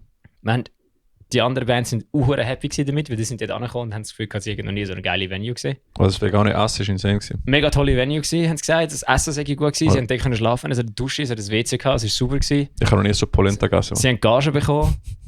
Es ist crazy gewesen. Ja. Und dann sind wir am nächsten Tag 3,5 Stunden auf Stuttgart rausgefahren. Mit 2 Autos. Weil wir nicht haben können. Ja, weil der Timo irgendwie am nächsten Tag früher aufstehen musste. Und dann haben der Timo und der Butch sind dann früher heim. Und der Domi und ich sind länger geblieben und dann später heim. Und das war eine Venue, die war noch grösser als das Werk 21, Werkbaden. Dafür sind noch weniger Leute da gewesen. Crazy. Das hat uns ein bisschen Offroad. Also das war wirklich die erste Show, wo wir uns haben durchkämpfen mussten, weil irgendwie war alles ein bisschen off gewesen. Wir sind off gewesen, das Publikum war off gewesen. Ich habe den Text vergessen. Ja. Ich habe mich absolut nicht mehr sicher gefühlt irgendwie dort. Ich habe den Domi irgendwann so angeschaut, so, Bruder, ich weiss nicht, was los ist. Der Butch hat sich nicht mehr sicher, der Butch hat irgendwie so unsicher gewirkt, das hat dann auf mich abgefärbt. Und dann wir haben 5 neue Songs gespielt, die wir halt noch nie live gespielt haben, außer einmal, das hilft dann auch nicht. Und ja, das war trotzdem ein cooler Abend gewesen. Wir haben dann noch ein bisschen Seich gemacht, der Domi und ich, haben ein bisschen Merchandise. Sie haben jetzt so ein Jugendhaus gesehen, dann haben sie so ein Regal gehabt, so Kleidertauschbörse. Aber das ist nicht der mit der Kleiderhalle, oder? Nein, das ist noch nicht der. Dann haben wir Zeugs dahinter da, so versteckt. Haben wir unsere Merchandise da drin versteckt, dass irgendwelche Leute das nehmen können. Das war lustig gewesen. Und dann sind wir 3,5 Stunden heimgefahren. Und der Domi hat eben alle 2 Minuten aufs Navi geschaut und gesagt, hey Bella, musst du dann geradeaus? Es ist 10 Mal lustig gewesen, dann ist es 5 Mal nicht lustig gewesen und nachher ist es 120 Mal wieder lustig gewesen. Geil. Das ist wirklich crazy gewesen. Das ist in Würzburg gewesen. Nein, nicht Würzburg. Stuttgart hast du nicht gesagt? Stuttgart, ja, aber es ist nicht direkt in Stuttgart gewesen, es war immer ein Kaffee ein bisschen oben dran gewesen. Karlsruhe? Nein. Nein. Da bin ich falsch. So, ist ja gleich. Ist ja gleich. Ist ja gleich. Das war auf jeden Fall lässig gewesen. Es war auch eine gute Organisation gewesen. Hat auch Spass gemacht. Mega gute Lichtshow gehabt. Ich habe GoPro montiert. Man sieht auf der GoPro nur den Domi und meinen Arsch. Herrlich. Ja. Super, können wir Drumcam aufladen, das ist auch gut. Von Famously, der Domi, der ja immer genau das Gleiche spielt. Darum tönt es wahrscheinlich nicht so, wie es aussieht auf dem Video, aber ist ja gleich. Ich glaube, wir könnten jetzt eine Drumcam machen. Der Domi wüsste nicht mehr, wie man Songs spielt, wie er es aufgenommen hat. Ich glaube, er müsste es nochmal neu lernen, um es so zu spielen, wie er es aufgenommen hat. Weil der Domi ist halt ein Jazz-Schlagzeuger. Ja, einfach improvisieren. Er fühlt es. Das ist wirklich lustig. Allerdings tönt es ganz anders beim Spielen, wie man es gewöhnt ist. Und es ist geil. Nachher machen wir es so live. Das ist nachher die Woche, Altraum wo wir von jeder nachher... Metalband. Das ist nachher die Woche, wo nachher wir noch den Podcast aufgenommen haben, oder? Genau, dann bin ich... dann bin ich heimgefahren. Dann sind wir... Hat der Domi einen McDonalds rausgesucht. Das war auch so eine Odyssee gewesen. Dann sind wir zum McDonalds gefahren, ausgestiegen, vor der Tür gestanden, McDonalds zu. Fucking hell, es ist morgen um 1:30, wir brauchen etwas zu essen. Und dann sind wir, der Domi so, fahren wir in McDrive. Bruder, es ist niemand da. Das Personal ist dort hinten, die stehen dort, die sind draussen, die machen nichts mehr. sind wir in McDrive gefahren, 10 Sekunden da gestanden und ich so, fuck, das wird nichts mehr. Ich wollte Gas geben und dann kommt so plötzlich so ein Ehrenbrudi ans Mikrofon so, ja, was möchten Sie bestellen? Geil. Und dann hat der Domi ein Menü bestellt und ich habe eigentlich nur einen Burger wollen. Oder ich habe mir, glaube ich, einen Veggie-Wrap bestellt. Und dann möchten Sie noch ein Getränk dazu? Möchtest du noch ein Getränk dazu? Und Fries? Und ich nur so, ja, in dem Fall. Und dann sind wir vorgefahren und der Domi so, Bruder, er hat euch jetzt eiskalt ausgezogen. So, der hat einfach ausgenutzt, dass ich mit der Situation komplett überfordert war und hat einfach mir zu meinem Wrap noch ein Getränk und Fries verkauft. Und ich so... Das ist Upselling, Bruder. Ich habe, während ich dort reingefahren bin, ein Gocki in der Hand gehabt. Also wir haben schon genug Getränke eigentlich. Das war fucking funny gewesen. Und dann bin ich am Morgen um 4 Uhr daheim gewesen, nachdem ich den Domi ins Winti abgesetzt habe. Dann bin ich aufgestanden. Und dann hast du gemeint, ich komme mit dir brunchen. Ah, stimmt. Bin ich nicht. Und dann bin ich ins Heaven Shall Burn Konzert am Abend. Und dann ist endlich die Auflösung gekommen. Von meinem persönlichen nicht Drama, wie nennst du das? Von meinem persönlichen Dilemma. Meiner Utopie, nicht Utopie, meiner... Wie nennst du das? Dilemma? Nein. Nein. Was ist ein Ordeal auf Deutsch? Einfach ein sehr mühsames, viel zu langes Rätsel, das mir sehr viel Nerven gekostet hat, weil Lea gesagt hat, ich würde mich mega über den Headliner vom Grenichen freuen. Eine Komplikation. Lea, willst du schnell erklären, wie das von deiner Seite ausgegangen ist? Oder ausgesehen hat? Weil für dich muss es richtig so verzweifelt gewesen sein. Es war lustig. Ja, aber du bist absolut lustig. Du bist wahrscheinlich gekommen und hast gedacht, irgendwann muss es mal herausfinden. Das kann gar nicht sein. Vor allem, nachdem ich dir die Sprachnachricht geschickt habe, die eine. Ja, eben vor allem, ja, das war grandios gewesen. Vor allem, nein, das Beste war eigentlich... Also warte, Lea, ich habe dann probiert erraten, wer es ist. Weil Lea hat mir gesagt, es ist eine Band, die ich Merch davon habe. Und das habe ich erst gesagt, nachdem wir die Weihnachtsfolge aufgenommen haben, weil du hast einen Weihnachtspulli von Heaven Shall Burn gehabt. Ja. Und dort habe ich dann erst so gedacht, okay, er hat definitiv Merch von dieser Band. Und das ganze Zeit so das das Sticheln eigentlich so, ja, schau, das und das und das und das. Und dann ist einfach so random, mitten am Tag Nachricht gekommen, aber es ist nicht die und die Band, oder Lea? Und ich so, nein. Ja, weil ich habe dann so Do-Notes und Do-Notes aufgezählt und Matzen und dann weiss ich noch was und dann irgendetwas und dann... Ich bin wirklich mit meinem verfickten Latein am Ende gewesen. Ich habe nicht mehr gewusst, welche Band. Ich bin mit Zeugs um die Ecke gekommen, wo Lea das Gefühl hat, so... Nein, aber gute Idee. Ihr habt einfach Headliner für nächstes Jahr gesucht, oder? Du hast alles am Umi weitergeschickt. Ich kann es weiterleiten, Umi. Und dann hast du gesagt, Fjord. Ja, und dann habe ich gesagt, ja... Also wir haben es wegen etwas anderem, wie Fjord hat das Album rausgebracht. Und dann habe ich dir das geschickt, dann habe ich erklärt, wieso ich Fjord so geil finde. Und genau. So, gut, ich weiss nicht, ob du den Headliner so geil findest. Und ich schicke dir eine Sprachnachricht. Ich weiss nicht, ich glaube, das Einzige, was ich jemals live ähnlich geil gefunden habe, wie es einfach so anders ist und so, ist so und nicht, was habe ich gesagt, nicht belanglos. Ich glaube, Heaven Shall Burn. Und in dem Moment musst du wahrscheinlich den kochen, so, du dumme Sau! Du Hurenidiot! Ja, aber das Problem ziemlich ist lustig. Das Ding ist eben, weißt du... Und das Beste habe ich gefunden, als du am Konzert warst und das Foto geschickt hast, so, oh mein Gott. Ja, weil der Umi hat am Heaven Shall Burn Konzert Flyers verteilt. Ja. Und dann habe ich eigentlich dem Nico zuerst gesagt, nein, ich will es nicht wissen, weil ich habe dann Angst gehabt, dass ich die Band wirklich scheiße finde. Und ich einfach aus Versehen mal ein T-Shirt angehabt von einer Band, die ich einfach so bekommen habe oder so. Und nichts anderes gehabt habe, weil ich habe jede erdenkliche Band, die ich geil finde und Headliner-Kaliber ist fürs Grenichen aufgezählt. Und weißt du, wieso habe ich Heaven Shall Burn nicht aufgezählt? Habe ich dir das nie gesagt? Nein, das hast du nicht gesagt. Weil der Umi mir ein Jahr vorher gesagt hat, die bekommt er nicht, die sind zu gross. Hey, wenn wir, das wäre mein erster fucking Guest gewesen. Heaven Shall Burn. Aber nein, die bekommen sie ja nicht, weil der Umi, sie sind zu gross. Die sind zu teuer, der Umi bekommt sie nicht. Was meinst du, wenn wir Heaven Shall Burn interviewen? Am Grenichen? Fragen können wir, oder? Ja, ich würde es probieren. Also... da müssen wir uns dann aber etwas überlegen. Aber da müsst ihr euch vorbereiten. Da können wir nicht einfach... Oder einfach nicht. Also da musst du einfach Lied nehmen, weil ich kenne ein paar Songs. Ja gut, aber wir könnten auch einfach dann nicht... Wir müssen dann einfach schauen, dass wir können dann auch das komplette Gegenteil von regulärer Festival-Press machen und einfach... Würde ich. Ja. Also ich habe ein paar Interviews gelesen und die scheinen sehr sympathisch zu sein. Sie sind ziemlich easy. Ja, und das ist sie sind vor allem absolut intelligent, die machen das komplett kaputt geistig. Ja, nein, darum habe ich nie Heaven Shall Burn gegessen, weil der Umi mir gesagt hat, sie sind zu gross. Sie bekommen sie nicht. Jetzt kommen sie. Also dort, wo ich das gesehen habe, ich so, oh mein Gott, ich habe mehr Pipi in den Augen, wie als ich das erste Mal als ich noch so gehört habe. Haben wir schon mal einen Headliner im Podcast gehabt? Ja, also 2, aber ist okay. Pale Festival. 2? Ja. Paleface und Breakdown Sanity, stimmt, ja. beide Headliner gesehen im Open Air. Natürlich. Ja. Ja, das müssen wir uns vielleicht mal gut überlegen. Ich lasse Weil es euch. unter Umständen muss ich auch den Never Meet Your Idols Card ziehen. Weil das würde wenn dort irgendetwas verlaufen, was ich nicht cool finde, das würde mich glauben. Das glaube ich nicht. Ich glaube es auch nicht. Das glaube ich Aber nicht. will's- Ich habe sie ja am Greenfield Das glaube ich auch nicht. und sie sind wirklich insane sympathisch. Ja genau, das ist schon so. Aber insane sympathisch sein, wenn du nicht das Mikrofon vor der Fresse hast. Nein. Also es kann Mhm. schon passieren, dass jemand einen schlechten Tag hat, oder das ist schon so. Ja, ich weiß, naja. Ich habe mit dem Mike von ihnen, mit dem Gitarristen Mike, habe ich zusammen Fries geschaut am Greenfield letztes Jahr. Er weiß es einfach nicht. Hm, Wer ist hinter mir gestanden? schön.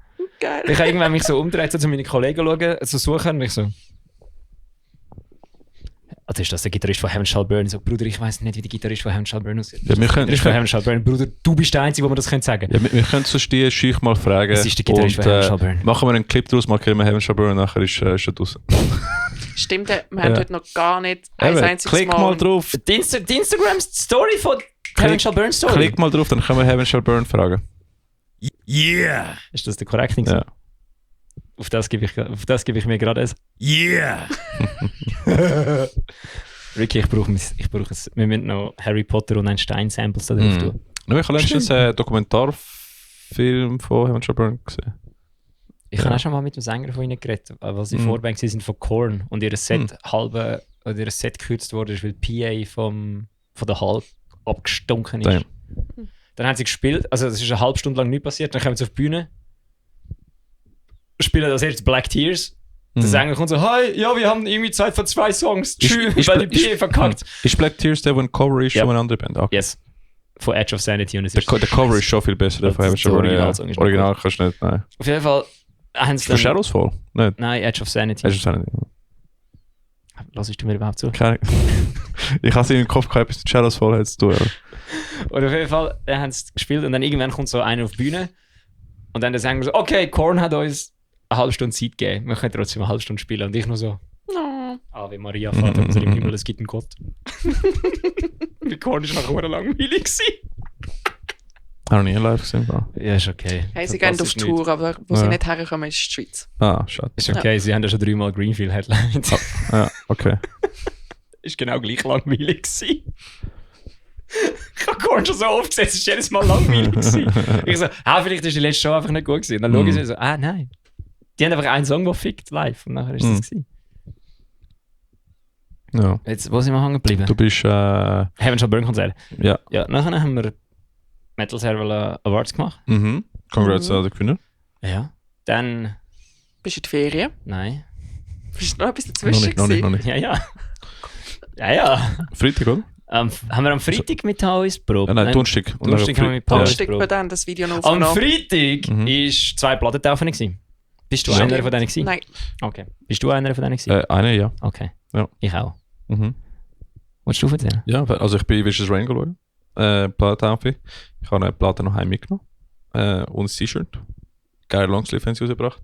Und ja, das war mit Poroschiff und mit deutsche Everlies. Band. Everlies, ja voll. Everlies. Die sind geil. Die sind sehr Sind die cool. live geil? Weil Die die, sind- haben so richtig jazzige Ja, Core-Songs. mein Das ist verdammt sick. einziger Pet Peeve ist, dass sie Basslabs gesampelt haben. Und das finde ich Alter. Aber ja, fair. Aber haben sie einen Bassist? Ja. Deswegen, das ist so wie, sehr cooler Sound. Es Wirklich ist fucking weird. sehr jung. Also sehr jung, die Leute, die Dudes sind jetzt 21 oder Ich habe so. irgendwelche Leute lästern gehört, dass Ich habe noch nie nur ein- dort sind, wo sie sind, wegen Daddy Geld. Also die haben einfach so Gen Z ausgesehen, Alter. Hast du aber nicht mehr können. 21-Jährige sind im Fall nicht Gen Z. Oder Alpha, aber sie haben es einfach so nach TikTok ausgesehen. Aber es war geil, sehr cooler Sound gewesen. Und du hast so, Die müssen nicht Gen Z sein, weil die Millennials sind so... Millennials ist so eine Riesenspanne. wann ist ich Alpha? glaube im Fall ist ab 2010 Alpha. Ja, fair, ja. sind sie wieder zu jung. Das ist 16. Ja, eben, es ist jetzt schon nach Gen Z 16-jährige ausgesehen. Rassisten. Also ich glaube 2008 wird 18, ich glaube das Jahr. Ja, 2010 wird es 16. Also halt fluffige Haare und Schnurrbart, oder? Es ist halt, kennst du ja. Brokkoli-Köpfe. Brokkoli-Köpfe, Voll, wie sie lieb voll. genannt werden von Mike. Voll. Aber, Brokkoli. Ja, die haben so Brokkoli-Frisur. aber es ist so funny, weil es ist einfach wie die 80er wieder, oder? Das ist einfach... Ja, sie laufen alle mit Spice Girls. Das ist halt, ja. Überall. Dort ist Posh Spice, dort ist Ginger Spice. Ja. Aber... Mehr weiss ich nicht, wie heisst es? Oh, tell me what you want, what you really want. Aber es war coole Show gewesen. Und eben, David Schwein Beckham haben seine gefickt. Frau, nein, das ist Posh Spice. David Beckham seine Frau ist Posh Spice. Ist es? Jo. Okay. Victoria Beckham ist Posh Spice. Ah, die sagt, yeah, we were working class. Ja, genau die! Ah, du kennst das Video in dem Fall auch. Und wieder sowieso, stop lying. Babe, no. Babe, stop lying. Galaxus hat die Werbung nachgemacht. Schon? Ah, fuck. Ja, irgend so ein Dude, der dort irgendetwas erzählt von seiner Skincare-Routine oder seiner Ernährungsroutine. Dann kommt seine Freundin rein. Kollege, du frisst Pommes die ganze Zeit und suchst Red Bull. Ja, aber nein. Hör auf Lügen, ich gehe erst, wenn du die Wahrheit sagst. Nein, aber ja, ist cool gewesen. Bist du Rain. Und Wie ist das neue Album? Ich habe es noch nicht gelassen. geil. Aber es sind meistens die Songs sind schon raus gewesen. Ah, wahrscheinlich habe ich es schon gelassen. Ja, wahrscheinlich schon. Stimmt, ich habe vergessen, wir sind im Jahr 2026. Du musst das Album Aber schon es gehört sind haben, so- bevor es auf Spotify rauskommt. Genau so Waterfall Model gemacht und dann einen Song rausgehauen an dem Tag, wo ein Latino-Breakdown hat. Das ist geil. Also ein Reggaeton-Breakdown, da habe ich gehört. Voll. Wo der Dave noch kurz auf Spanisch sagt, Dale. Stimmt, der kann ja Nice. auch alle Spanisch. Ja. Der Domi hat jetzt auch einfach angefangen Spanisch reden bei Versi. Er redet mit mir Sehr immer gut, Spanisch. Sehr gut, das ist wichtig. Ich komme nicht raus, also was Du musst den Angry Duolingo Bird mal hören. Nein, Bubble. und- Bubble. Ah, schön, Bubble. Bubble. Machst du? Nicht mehr so aktiv, aber ich erkläre nachher warum. Nein, ich habe mein Bird. Ja, Ja, Duolingo ist mehr gamifiziert, darum funktioniert es besser. Bubble ist effektiv so, du lernst etwas. Duolingo ist halt wirklich ein Game. Also ich habe schon das Gefühl, ich habe etwas gelernt. Ja, du Bis lernst jetzt. schon ein bisschen etwas, aber bei Bubble Was bist du am Lernen? Bei Bubble geht's... Französisch. Französisch? Ja. Tu parles français? Un petit peu. Ah, bien sûr. Mhm. Tu parles aussi? Ah oui. Das wär's schon. Salut, nous sommes Metal Ça Cercle. c'est trop... Bin noch c'est A1. plus? A1. Okay, Ja. sehr Oui. gut. Basic. A1. Nein. A1. Ja. Oui. Oui, A1. Salut mes amis, nous sommes Metal Cercle, le podcast de la région pour la région. Oui. Ouais. Ça c'est vrai. Ah, c'est Mon vrai? frère. Bien sûr. Mhm. Fromage est bon. Je vous souhaite une bonne journée sans accident. Oh ja, nein, ist cool gewesen. Und dann, du bist... C'est pas une... Le fusil sans le culasse, c'est pas une fusil, c'est une toy! Ja, Entschuldigung, ich habe in einer französisch sprechenden Kompanie DRS gemacht. Ja. das ist, Jedes Mal, wenn jemand Französisch redet, Vietnam-Flashback, so wie in RS. Irgend so ein rothaariger, bärtiger Mann, der in die Dusche reinkommt und immer schreit: C'est pas un bordel ici là! Was auf Deutsch wörtlich aber heisst, es ist kein Puff. ja. Und wir so, wir Schön. sind alle nackt und haben den Schwanz draussen und es ist definitiv ein Puff. Aber Da hier sind 120 Nackte, es ist ein Puff. Es ist nicht anders wie ein Puff. 120? Ja, Damn. nicht gerade alle direkt gleichzeitig in der Dusche, Ja, aber fair. insgesamt sind dort schon jeden wow. Abend 120 Pimmels in die Dusche rein. Geil, Mhm. Am Schluss von der RS erkennst du deine Kollegen an den Pimmels. schön. Ja. Toll. Das ist sehr intim. Ja, ich glaube. Fast so intim wie Greenfield Dusche. Ja, nein, weil in der RS bist du meistens nicht besoffen. Nein. Von alles, was ich gehört habe, ich habe gemeint, sie haben besoffen. Du kannst Okay. nicht 24/7 besoffen sein. Du kannst nur besoffen sein, wenn du Ausgang hast, also wenn du aus der Kaserne raus kannst. Und dann bist du schon duschen, wenn du aus der Kaserne raus kannst. Das heisst, du bist eigentlich immer nüchtern in der Dusche. Ah, fair, okay, ja. Schade. Im WK ist es etwas anderes. Im WK Ah. kannst Ist du... nicht das Gleiche. Nein, RS ist die Rekrutenschule. Dort gehst du 18 Wochen am Stück hin. Ah. Und WK ist der Wiederholungskurs. Das ist der, wo du alle Jahre einen Monat lang gehst wieder. Also durch die Und der ist ist seriös natürlich- in dem Fall, oder? Durchdiener ist, dort machst du alles zusammen an einem Stück. Und das sind serious. Auch nur in der RS. Only business. Also im WK bist du auch serious. Weil Aber nicht so ich bin ja bei serious. der Katastrophenhilfe gewesen. Wir sind eigentlich immer einsatzbereit gewesen. Das heisst, es war schon serious gewesen, weil wir haben dann natürlich zufälligerweise auch immer dann WK gehabt, wenn gerade Unwettersaison war. Haben wir mal eine Katastrophe gehabt? Ja, aber ich kann nicht müssen gehen. Ah, okay. Also es ist eigentlich, glaube ich, wirklich etwa 3-4 Mal. Ich war 3-4 Mal kurz vor dem Einsatz gewesen. Also einmal haben wir einen Ausgang gehabt am Abend und dann hat es geheißen, die Fahrer dürfen nichts trinken und alle anderen nur ein Bier, weil die Wahrscheinlichkeit, dass wir am Morgen um 4 Uhr aufstehen, um einen Einsatz zu haben, ist relativ gross. Mhm. Aber ja. Alright. Und darum im WK ist es ein bisschen relaxter, weil dort bist du nicht mehr in der Rekrutenschule. Dort sind alle schon Erwachsen. erwachsen, selbstständig. Dort hast du Leute von zwischen 20 und 35. Okay, fair, ja. Und also wenn du jetzt dort so einen 30-Jährigen anschnauzen willst, er müsse jetzt da 100 Liegestütze machen, einfach weil gerade lustig ist, dann Ja. passiert das nicht. Darum ist es halt Okay, einfach ein bisschen okay. bisschen menschlicher dort. Das ist ein bisschen normaler. Also außer du bist bei den Füsilieren oder bei irgendwelchen Grenadieren. Dort wirst du natürlich schon einfach gefickt wie Sau, weil einfach halt... Aber die Events sind Einfach tryhard, man. Das sind aber nicht tryhards. So, die Grenadiere sind wirklich hard. Ja, fair. So, das sind, Hard as fuck. die können es halt auch wirklich. So, die können effektiv halt so Sachen wie Häuserkampf und Die hard. und so Sprengladungen entsprengen. Und Häuser stürmen und Panzer kriegen und weiss nicht was. Die können das halt schon. Also die sind wirklich hard. Ich nicht. Ich war in der Katastrophenhilfe gewesen. Ja. Wir sind pazifistische Bastarden alle. Nein, aber wo bist du gewesen? Ich bin an der Plattentaufe von Must Be Wrong gewesen. Das war verdammt sick gewesen. Die haben eine Vorband gehabt, die hat Proper Dose geheißen. Die hat das erste Mal ein Konzert gespielt. Erstmal? Ja, sie haben vorher schon in Bands gespielt, aber es war das erste Konzert von der Band Proper Dose gewesen. Und der Sänger war ultra nervös gewesen, und er ist Italiener und er hat so... Wo hast du vorher gespielt? Ricky, ich habe sie nicht interviewt. Keine Ahnung. Bist du im Backstage gewesen? Vielleicht? Ja, aber ich habe sie nicht interviewt. Aber sind sie von Zürich, oder? Keine Ahnung, ich habe sie nicht interviewt. Du hast gerade gesagt, haben alle schon in andere Bands gespielt. So, Ja. Erzähl mal. Ja, Der Fall nicht, okay. das sind alle Informationen, die ich habe. Sie haben alle schon mal in anderen Bands gespielt. Sie haben gesagt, es sei ihr erstes Konzert. Und ich so, damn. Und dann sie so, ja nein, wir haben früher schon in anderen Bands gespielt. Und du hast nicht gefragt, welche Bands? Was für ein Journalist Nein, ich habe nicht gefragt, welche Bands, weil man gleichzeitig den Lucky von Kate Effect fucking Doren abgeschnorrt hat im Backstage. Wie lange machst du Podcast an? Look, Ricky, es gibt amigs, weißt, es gibt amigs so Sachen, die nennen sich Social Conventions, so wo man amigs einhaltet, wenn man Gespräche führt mit Leuten. Schon. So, man fragt nicht, bist du eine Vaginalgeburt oder ein Kaiserschnitt, wenn man sich das erste Mal trifft. Aber schon, wenn welche Bands spielen oder gespielt haben. Ja, aber in dem Moment, du musst dir vorstellen, in dem Moment ist der Lucky neben mir gestanden. Ja, Lucky ist halt... Der Lucky ist in einem Anzug und Krawatte neben mir gestanden. Ja, Mit 4 Bierintus. der Lucky ist... Er hat das Gespräch geführt, ich bin mit der Kamera da gestanden.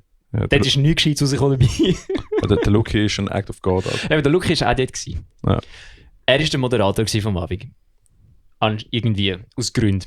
Der Lucky ist Force Majeure. Es ist, ja, der Lucky ist a force not to be fucked with. Das ist unglaublich gewesen. Weil der Nico hat mir geschrieben, kann man euch zwei eigentlich alleine lassen? Und ich so, ja, kann man gut. Halbe Sekunde später kommt der Lucky auf die Bühne raus mit einem Anzug, den er vorher noch nicht angehört hat. Und ich so, okay, nein, kann man nicht. Aber wenn der Dann hat er das Mikrofon in die Hand genommen und hat einfach angefangen zu schnurren. Und ich so, fuck. Dann hat er angefangen Tombolo zu machen. Ja. Und er hat Tombolo gemacht bei der Must Be Wrong Plattentaufe. Geil! Er war fucking funny gewesen. Er hat absolut so viel Scheiße geredet, dass der Dario... Wieso bin ich jetzt auf Danu gekommen? Wahrscheinlich will ich Damian und Dario verwechseln. Nein, wahrscheinlich weil letztes Mal, als er im Ebri Konto übernommen hat, haben plötzlich Hälfte der Leute kein Nein, er T-Shirt hat sich mehr ja extra angelegt, er hat sich nicht ausgezogen. Ja, fair. Auf jeden Fall hat er dann hat der Dario dann irgendwann hat er das Mikrofon abgenommen und hat gesagt, oh, wir machen jetzt wieder weiter. Ja, und dort habe ich es gefilmt. Also ihr findet das auf Must Be Wrong hat das Video hochgeladen und Proper Dose hat das Video hochgeladen. Das von Must Be Wrong habe ich nicht selber geschnitten, weil dort bin ich in der Ferien. Das hat der Damian, glaube ich, geschnitten. Oder der Jan.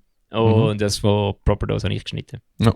Das war mega stabiler Abend. Also wirklich, Proper Dose war gute Musik. Das ist aber der Sänger ist Italiener und er hat die ganze Zeit so nicht gewusst, ob er jetzt Deutsch oder Englisch soll reden. Und dann hat der Lucky ihn nachher so, oh Kollege, du darfst keine englische Ansage machen da. Du musst Deutsch reden. Und er so, ja, aber mein Deutsch ist nicht so gut. Und er so, Junge, du siehst viel zu gut aus, um mit dem Akzent nicht einfach von allen hot gefunden zu werden.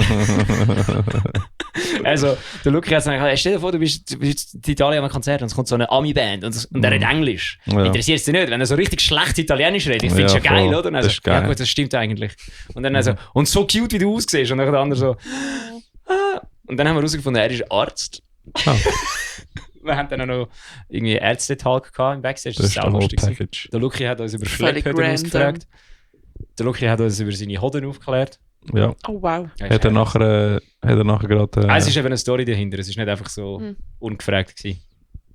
Ist nicht so, wie wenn der Rat im Publikum ist, nachher alle fragen, ja, mein Auto macht so ein Geräusch, kannst du mir eine Ferndiagnose machen? Ja, so. Doch, es ist etwas so gewesen. Es ist etwas so gewesen, einfach mit Hüden. So wie, hey, meine Balls sind bis weird, kannst du anschauen? Ja, es ist etwas so... Also nein, wir sind nicht... Es sind nicht Hodendiagnosen gemacht worden. Okay. Der Sänger von Proper Dose hat niemandem seine Hoden anschauen. Hat er über seine Hoden erzählt? Und der Lucky hat über seine Hoden erzählt. Und er versucht herauszufinden, okay, was können wir denn diagnostizieren? Nein, der Lucky weiss ziemlich, was mit seinen Hoden ist. Okay. Anscheinend.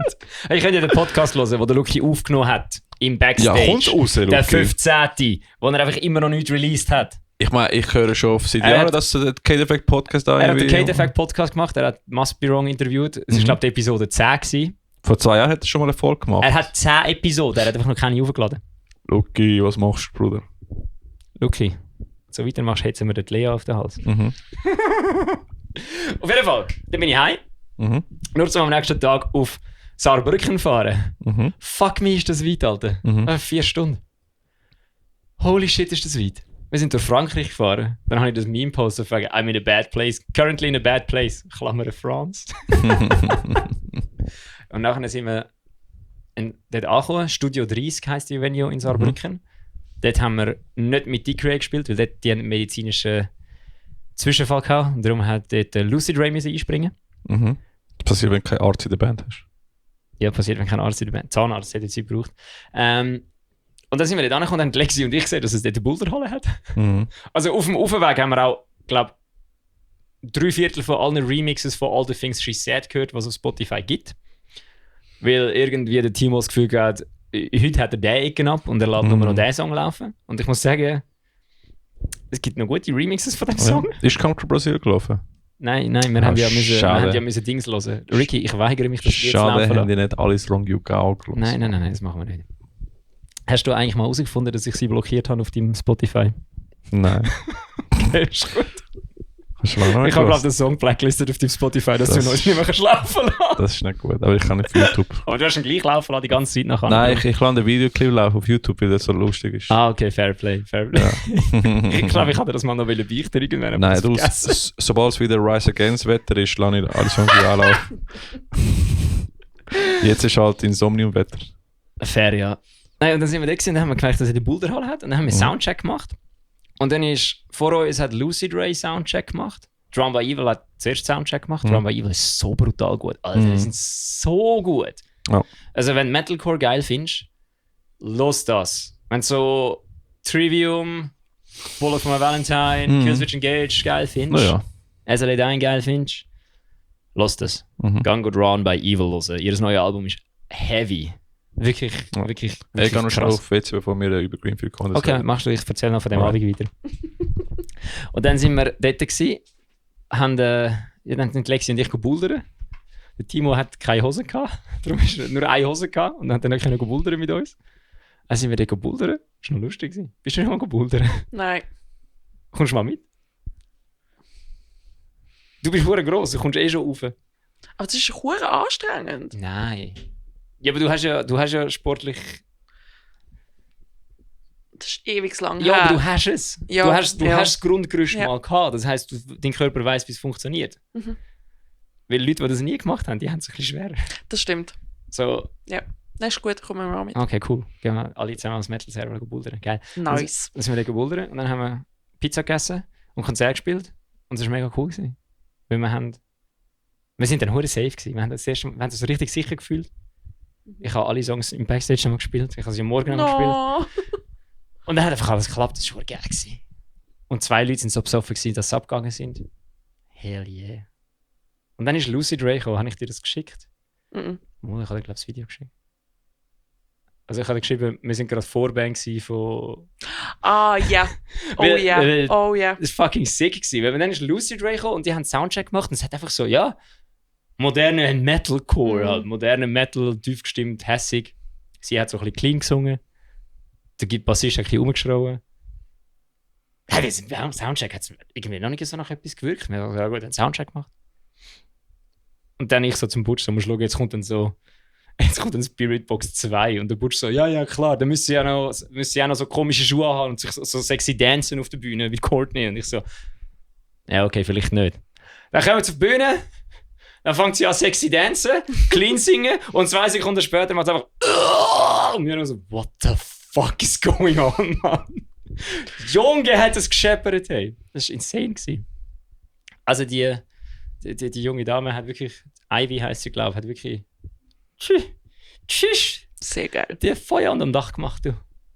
Also das ist wirklich, der Butch, der Domi, der Team und ich sind da gestanden so, yo, what the fuck? Und dann habe ich Merch verkauft und dann hat sie so das Gefühl, so, das Publikum ist schon ein bisschen tot gewesen. Und ich so, ja, ich glaube, die sind halt alle Drawn by Evil da. Und dann hat sie das Gefühl gehabt, so, ja, aber wir haben schon gut eingeheizt. Ich so, ja gut, wir machen es ja schon 12 Jahre. Von dem her, ich hoffe mal, dass wir etwas können. Und dann hat sie mich so angeschaut, so, the fucking what, mate? Und ich so, aha, ihr seid einfach auch so eine Band, die einfach mit 25 angefangen hat und darum schon professionell ist von Anfang an. Weil wir haben mit 18 angefangen und haben uns dann erst mit 25 gemerkt, wie es überläuft. Süß. Ja, und dann hat Run by Evil gespielt und es ist eskaliert. Also jetzt sind die Leute wirklich crazy gegangen. Das seht ihr auch in dem Video, das ich jetzt dann veröffentlichen will. Das war ihr Heimgig, ja? Das war ihr Heimgig, ja. Und dort hat anscheinend dort hat Ectomorph schon gespielt. Schon. Und sonst noch so komische Bands. Ich weiss nicht, also wirklich ein paar grössere Bands schon dort gespielt, die noch klein sind. Ja. Und nachher sind wir heimgefahren und haben noch die restlichen Remixes von All the Things She Said gelost. Und dann bin ich am nächsten Tag um 10 Uhr in die Ferien. Wo's auf Griechenland, wo es zum Glück kälter war wie in der Schweiz und schlechteres Wetter. Ja. Aber ich bin in Meteora gsi. Ha! Jetzt alle so, the fuck? Ja. Ich habe auch nicht gewusst, Das dass es ein Album Ort ist. heisst so wie ein Ort in Griechenland, was so geile Felsen hat und Klöster oben drauf. Aber wegen dem heisst es so? Schon? Yes. Also nicht gewusst. Doch. Ich auch nicht. Doch, das Album heisst. Also, ich weiß nicht wieso, aber es ist. Ich glaube wegen dem so. Aber das ist schon krass. Also, die Felsen sehen schon krass aus. Sind die schon mal da gewesen? Nein. Nein. Haben die überhaupt gewusst, dass es existiert? Nein. Es ist nämlich so. Ich mir das so vorstellen, es sind so wie Berge. Und auf diesen Bergen oben hat es so ein paar Klöster. Und früher, so vor mega, mega langer Zeit, war das einfach keine Berge gewesen, sondern Meeresboden. Und die Klöster sind auf so, really? und oben drauf hat es, und die Klöster sind oben auf diesen Hügeln gewesen, und das muss dann, also dort sind natürlich dann das Meer schon weg gewesen. Aber das ist einfach ein riesen Ding gewesen. Und dann sind die Spitzen von diesen Bergen sind dann anscheinend draussen gewesen, darum sieht es dort oben ein bisschen anders aus, weil unten dran ist das Wasser abgelaufen und es sieht so aus, wie wenn die Berge so mit Schleifpapier abgeschliffen worden sind. Das ist wirklich crazy. Das war wirklich nice gewesen. Ja, und dann bin ich heimgekommen. Und dann, Ricky, erzähl du mal weiter. Dann bist du zurückgekommen, stimmt. Dann haben wir am Samstag geprobt, dann haben wir ein Konzert gehabt. Wir sind mit Tao am Teil vom Wacken Metal Battle gewesen, mit Obsidian, Ophelia's Eye und Before a Decay. Und ja, das war eine sehr coole Abend. Coole Show gewesen, in Wienisdorf in Österreich. Und voll. Falls du dich jetzt fragst, wo Wienisdorf ist, ich weiss es immer noch nicht. 15 Minuten von Solothurn entfernt. Mit dem Auto. Voll. Das ist irgendwo. Aber das hätte ich jetzt nicht gedacht, dass es dort das ist hinten irgendwo bei ist. Herzogenbuchsee. Ich habe auch gemeint, das Ich hätte eher gedacht, es ist so richtig St. Gallen Ich hinter. habe gedacht, es gibt Zürcher Oberland. Ah, Ja, aber ich habe auch nicht gewusst, bis ich den Navi eingegeben habe.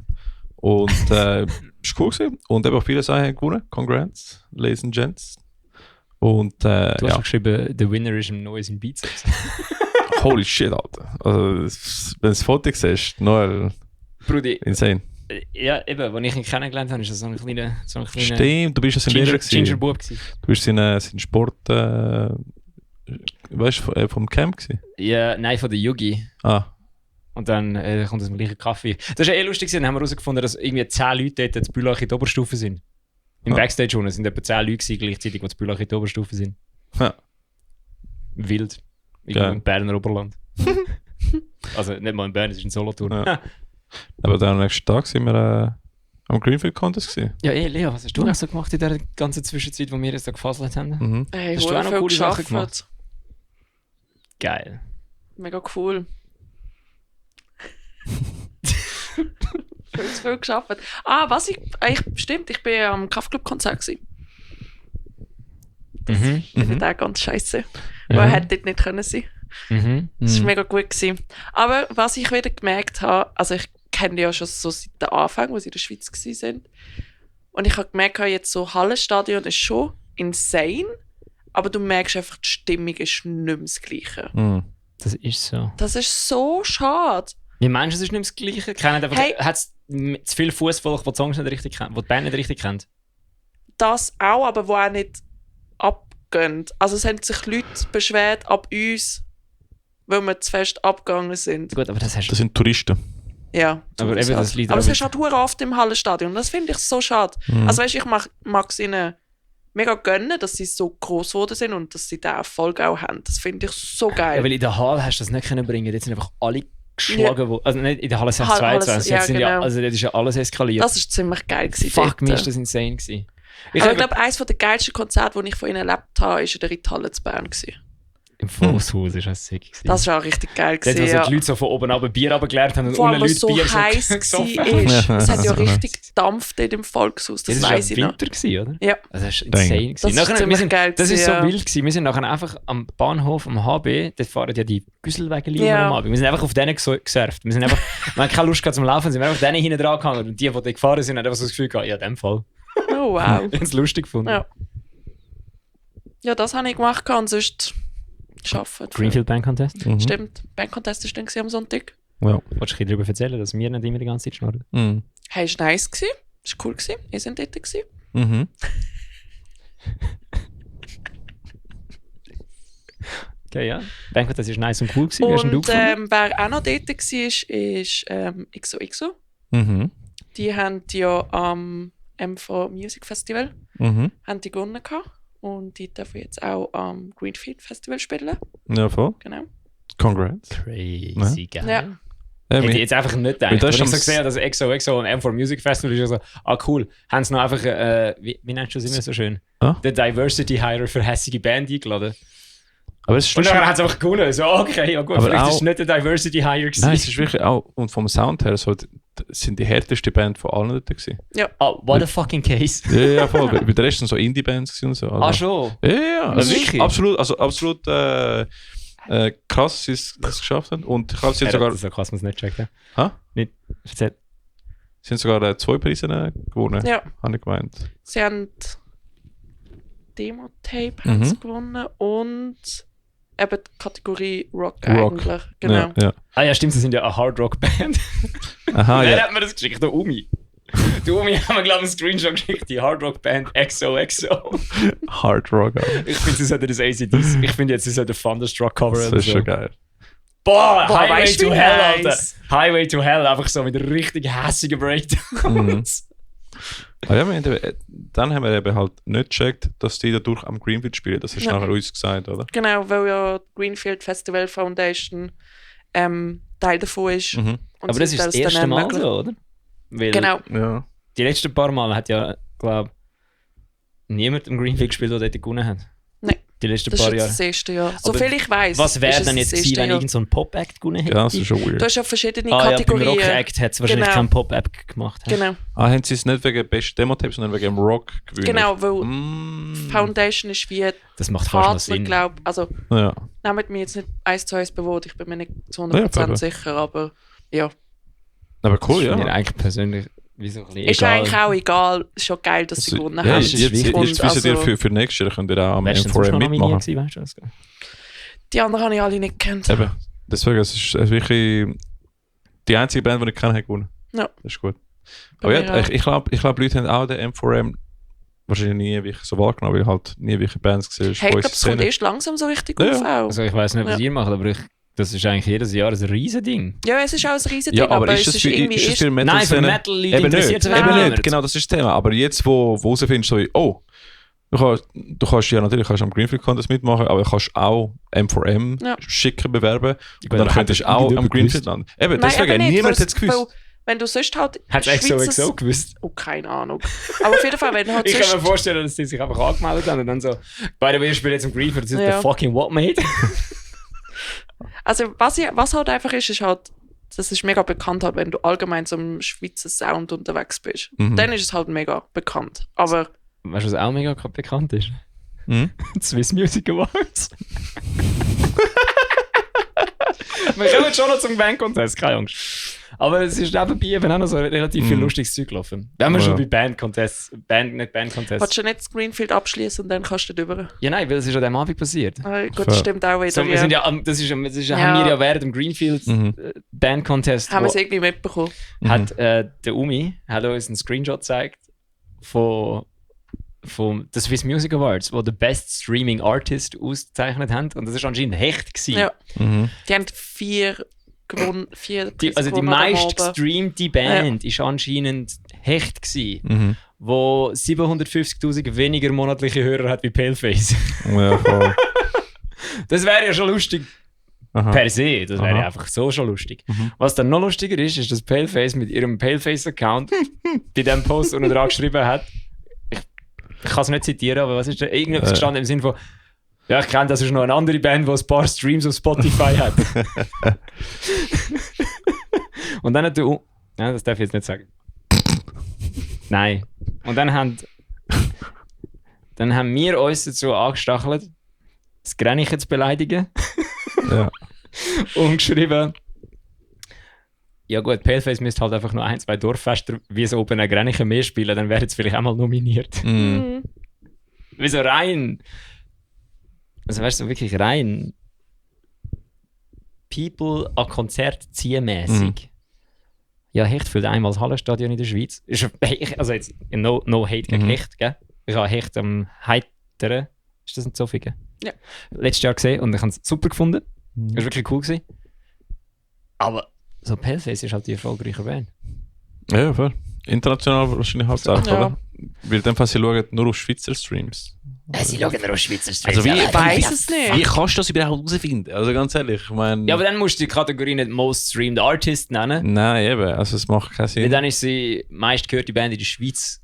Ja, ich meine, für ihn verständlich. Für ihn, wenn du noch Radiozahlen hast und so von den Streamingdienst bekommst du nicht alle die Infos. Ja gut, natürlich, wenn Radio-Plays drin sind, dann ist Hecht natürlich. Ja, aber das Thema ist zum Beispiel, Schweiz, es gibt keine Spotify Schweiz Top 100 Charts, oder?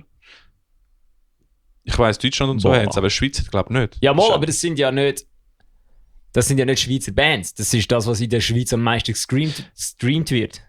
Ja, voll. Oder? Aber ich meine, die Daten muss ja von ihm, also kann Ja, ich... aber das sind ja allgemein Songs, die gestreamt werden in der Schweiz. Das ist ja nicht die Top 100 von Schweizer Künstlern. Das ist, gut, ich das ist mein- wie die Radio-Charts.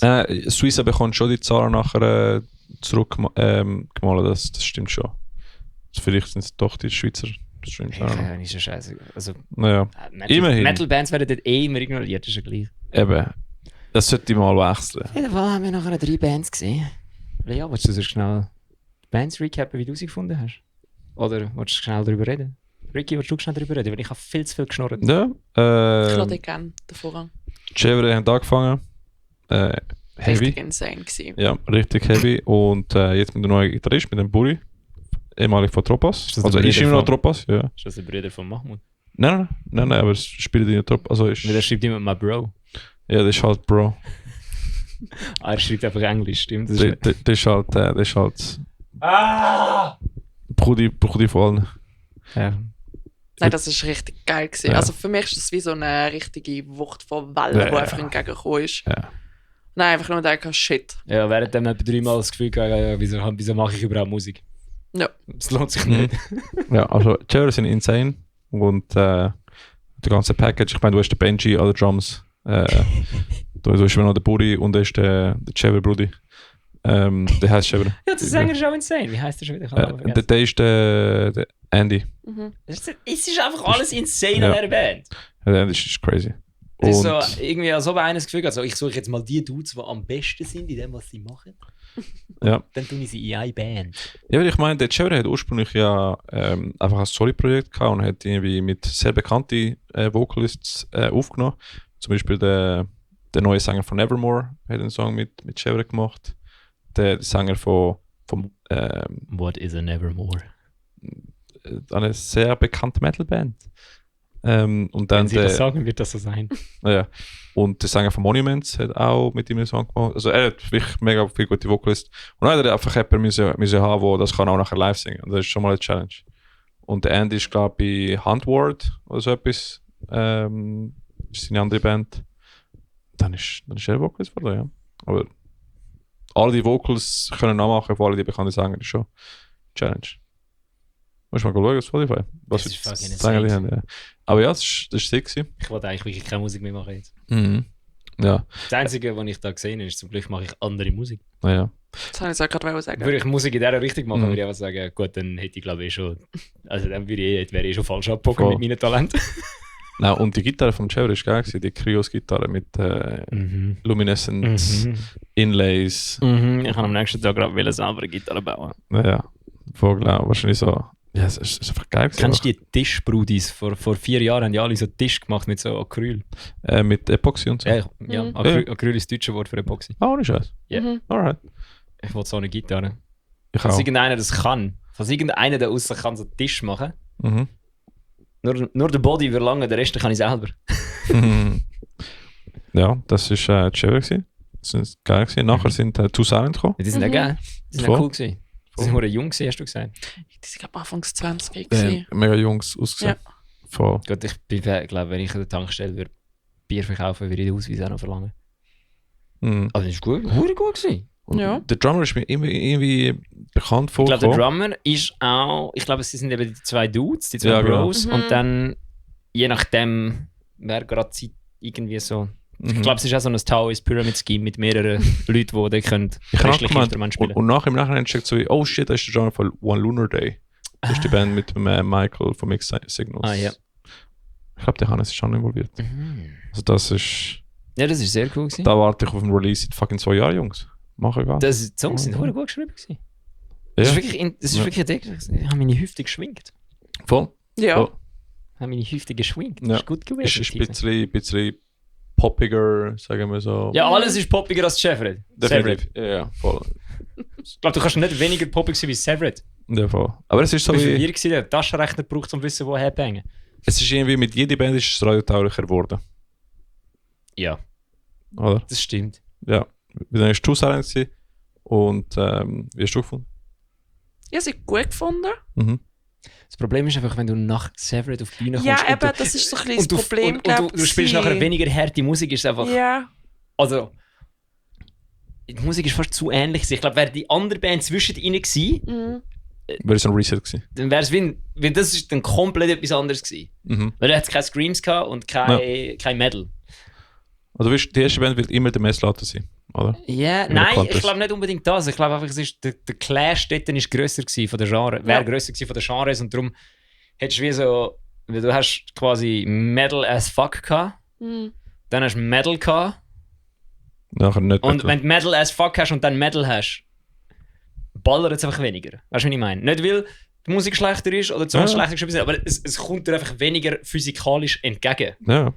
Aber was ich hure geil gefunden habe, ist, dass sie so die ganze Family ist dabei war, die Ja, das ist cool ganzen Freunde, so eine richtige Mhm. Fanbase haben sie gehabt. Ja, voll. Doch das ist auch mega stimmig, Ja, gerade das ist unten geil. in Ist so dem wie- Keller. ist so wie- Das Nein, ist ziemlich geil gewesen. Ich Ist- habe ist so wie- einfach wirklich das Gefühl gehabt, die Leute hätten es, glaube es hätte Leute Ja, wenn es mehr- umgekehrt hätte gewesen es wäre, mehr wäre es abgeholt, besser wenn es anders gewesen wäre, Voll. wenn die Reihenfolge anders gewesen wäre. Weil halt einfach, Voll. voran hat wirklich halt nur schon, weil mehr Noten auf dem Schlagzeug gespielt werden und mehr Noten Mhm. und einfach mehr gedruckt wird, ist ja nur schon physikalisch ganz anders, weil Ton ist ja nichts anderes wie Luft, die Mhm. in dir ins Gesicht gedruckt wird. Und bei Chevrolet ist halt einfach viel mehr Luft gekommen. Mhm. Halt durch die Art von der Musik bedingt. Ja. Und das fühlt sich dann halt ein bisschen anders an. Mhm. Bei Chevrolet bist du einfach überfahren worden, nachher bist du da gestanden und so, okay. Ja. Also bei Chevrolet bist du da gestanden und denkst, okay. Und dann kommt nochmal eine Band, die Metal macht, die dich dann aber nicht so fest überfährt und dann ist das so ein bisschen, Ja.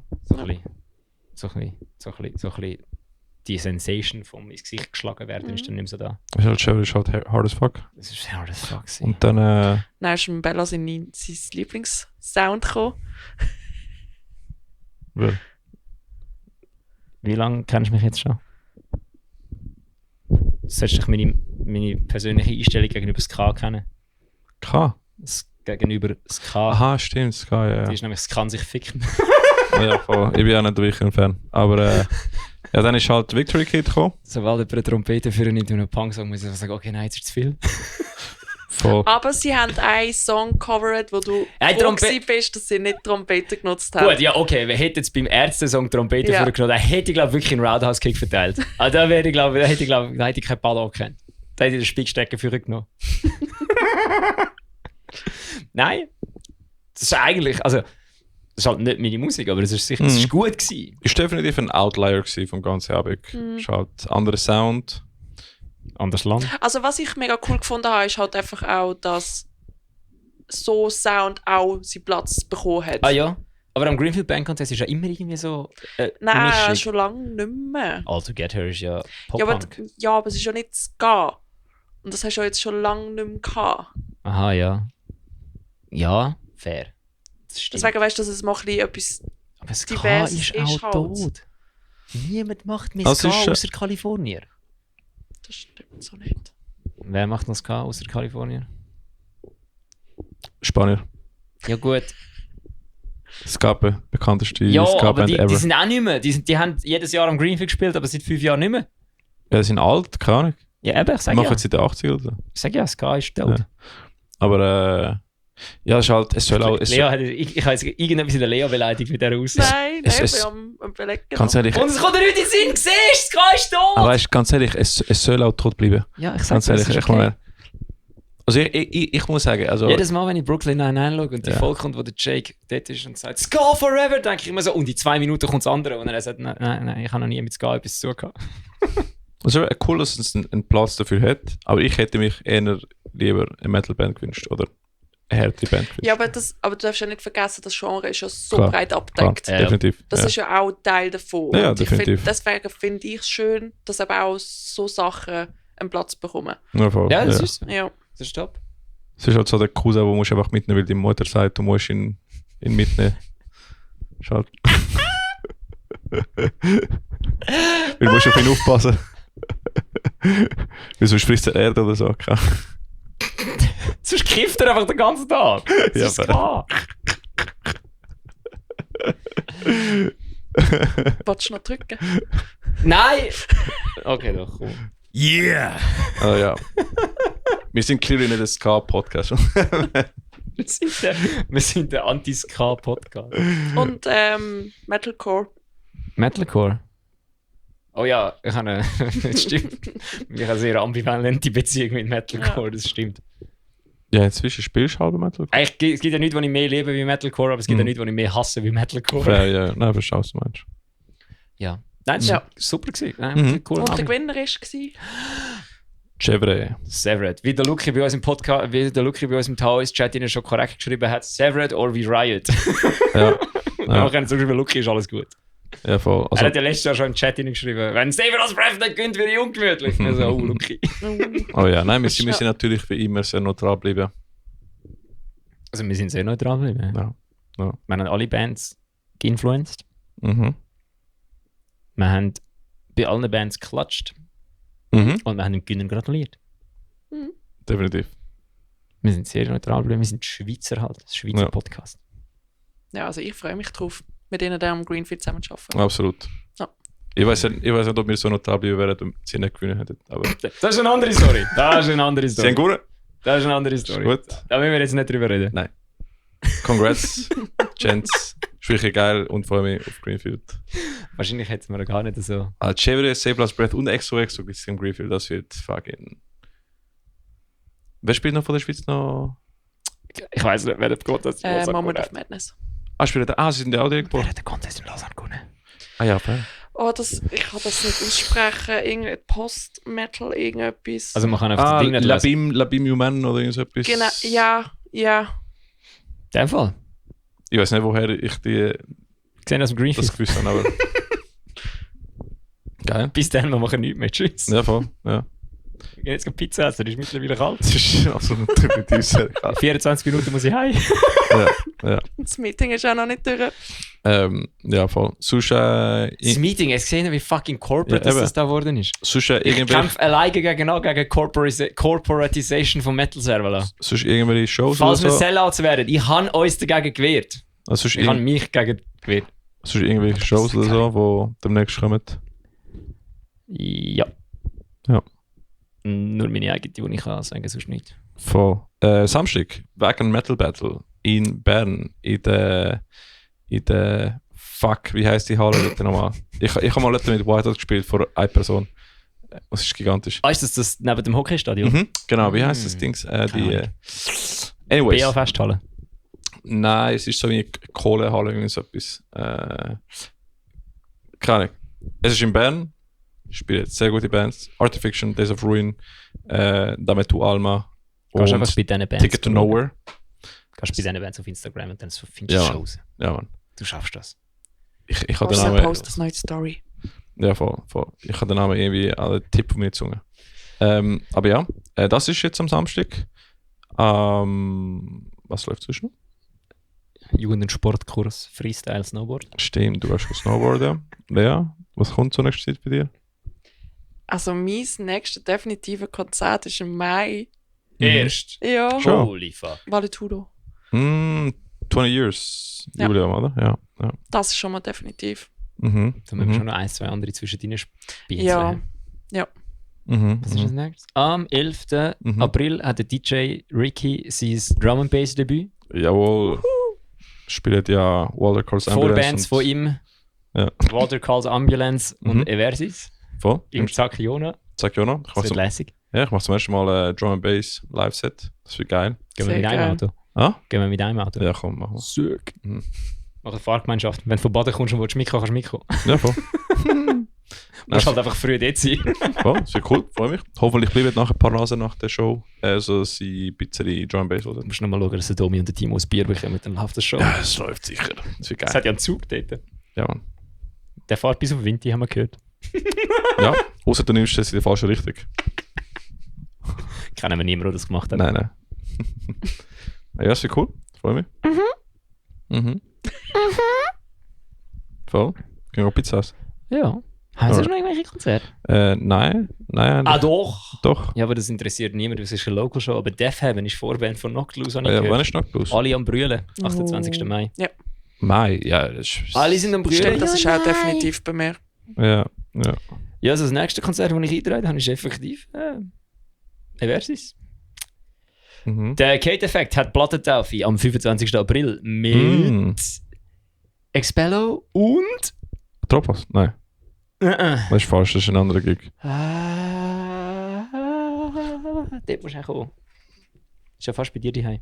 Ist am 25. Ja. TKE Metal. So, schau jetzt da. Nein, es ist der Kate Effect. Expello. Mhm. Ends Another Approach. Stimmt. Jawohl, in der Midbar Lenzburg. Voll. Und sonst, So habe ich mir nicht geschrieben. nein, sonst am 24. April ist auch noch Deconvolution 10 Jahres Jubiläum mit ein paar sehr coole Bands. Cancel, Cancel und ich habe den einfach alle vergessen. Aber das kommt noch, das ist erst am 24. Das ist in einem Monat. Ist Gutter Queens eine Schweizer Band? Ich glaube, im Fall jetzt am Samstag ist noch irgendetwas zu Basel. Oh, Akudama, stimmt. Ja, genau. Fuck, ich habe kein Instagram da. Kannst du Instagram schauen? Nein. Oh ja, Akudama spielt mit Ouroboros und Ist das die Band, die das Toys R Us Logo hat? nein. Gut. Ich spiele mit Ouroboros und Barely Breathing, glaube ich. Guck mal, aber ja, Akudama sowieso. Ist am Samstag oder am Freitag? Ich glaube, Samstag. Falls du den Josh Middleton von Silosis siehst, müsstest du ihm mal Akudama zeigen. Ich glaube, das könnte ich cool finden. Ja, Mann. No. No, You have no battery. keine Batterie. Nein, Insta wollte jetzt wissen, ob wir Werbung nutzen oder nicht. Ah, well. In dem Fall. Metal Server. Mhm. Ja, wir haben kein Geld. Ja. Der gratis machen. So. Und ja, Instagram sonst, soll uns zahlen, dass wir auf dieser Plattform wie sind. ich gesehen habe, heute sind wir leider nicht so gut vorbereitet. Aber Also wir sind genau gleich vorbereitet wie immer. same. Wir sind sogar mehr vorbereitet, wir hatten einen Gast gehabt. Fair, ja. Aber ja, diesmal haben wir gefunden, wir essen nicht Pizza vor uns, dass ihr nachher den ASMR vom Essen bekommt. Sonst fangen wieder alle an zu brüllen, ja. Ja. Okay, wir müssen jetzt wirklich aufhören, weil ich sollte eigentlich effektiv nachher Ja. irgendwann gehen. Und Ja. wir brabbeln nur noch vor uns hin. Ich habe so viel Stunden gehalten. Ich sage Tschüss. Alright, ciao zusammen. Bye. Tschüss Lea, bis zum nächsten Mal.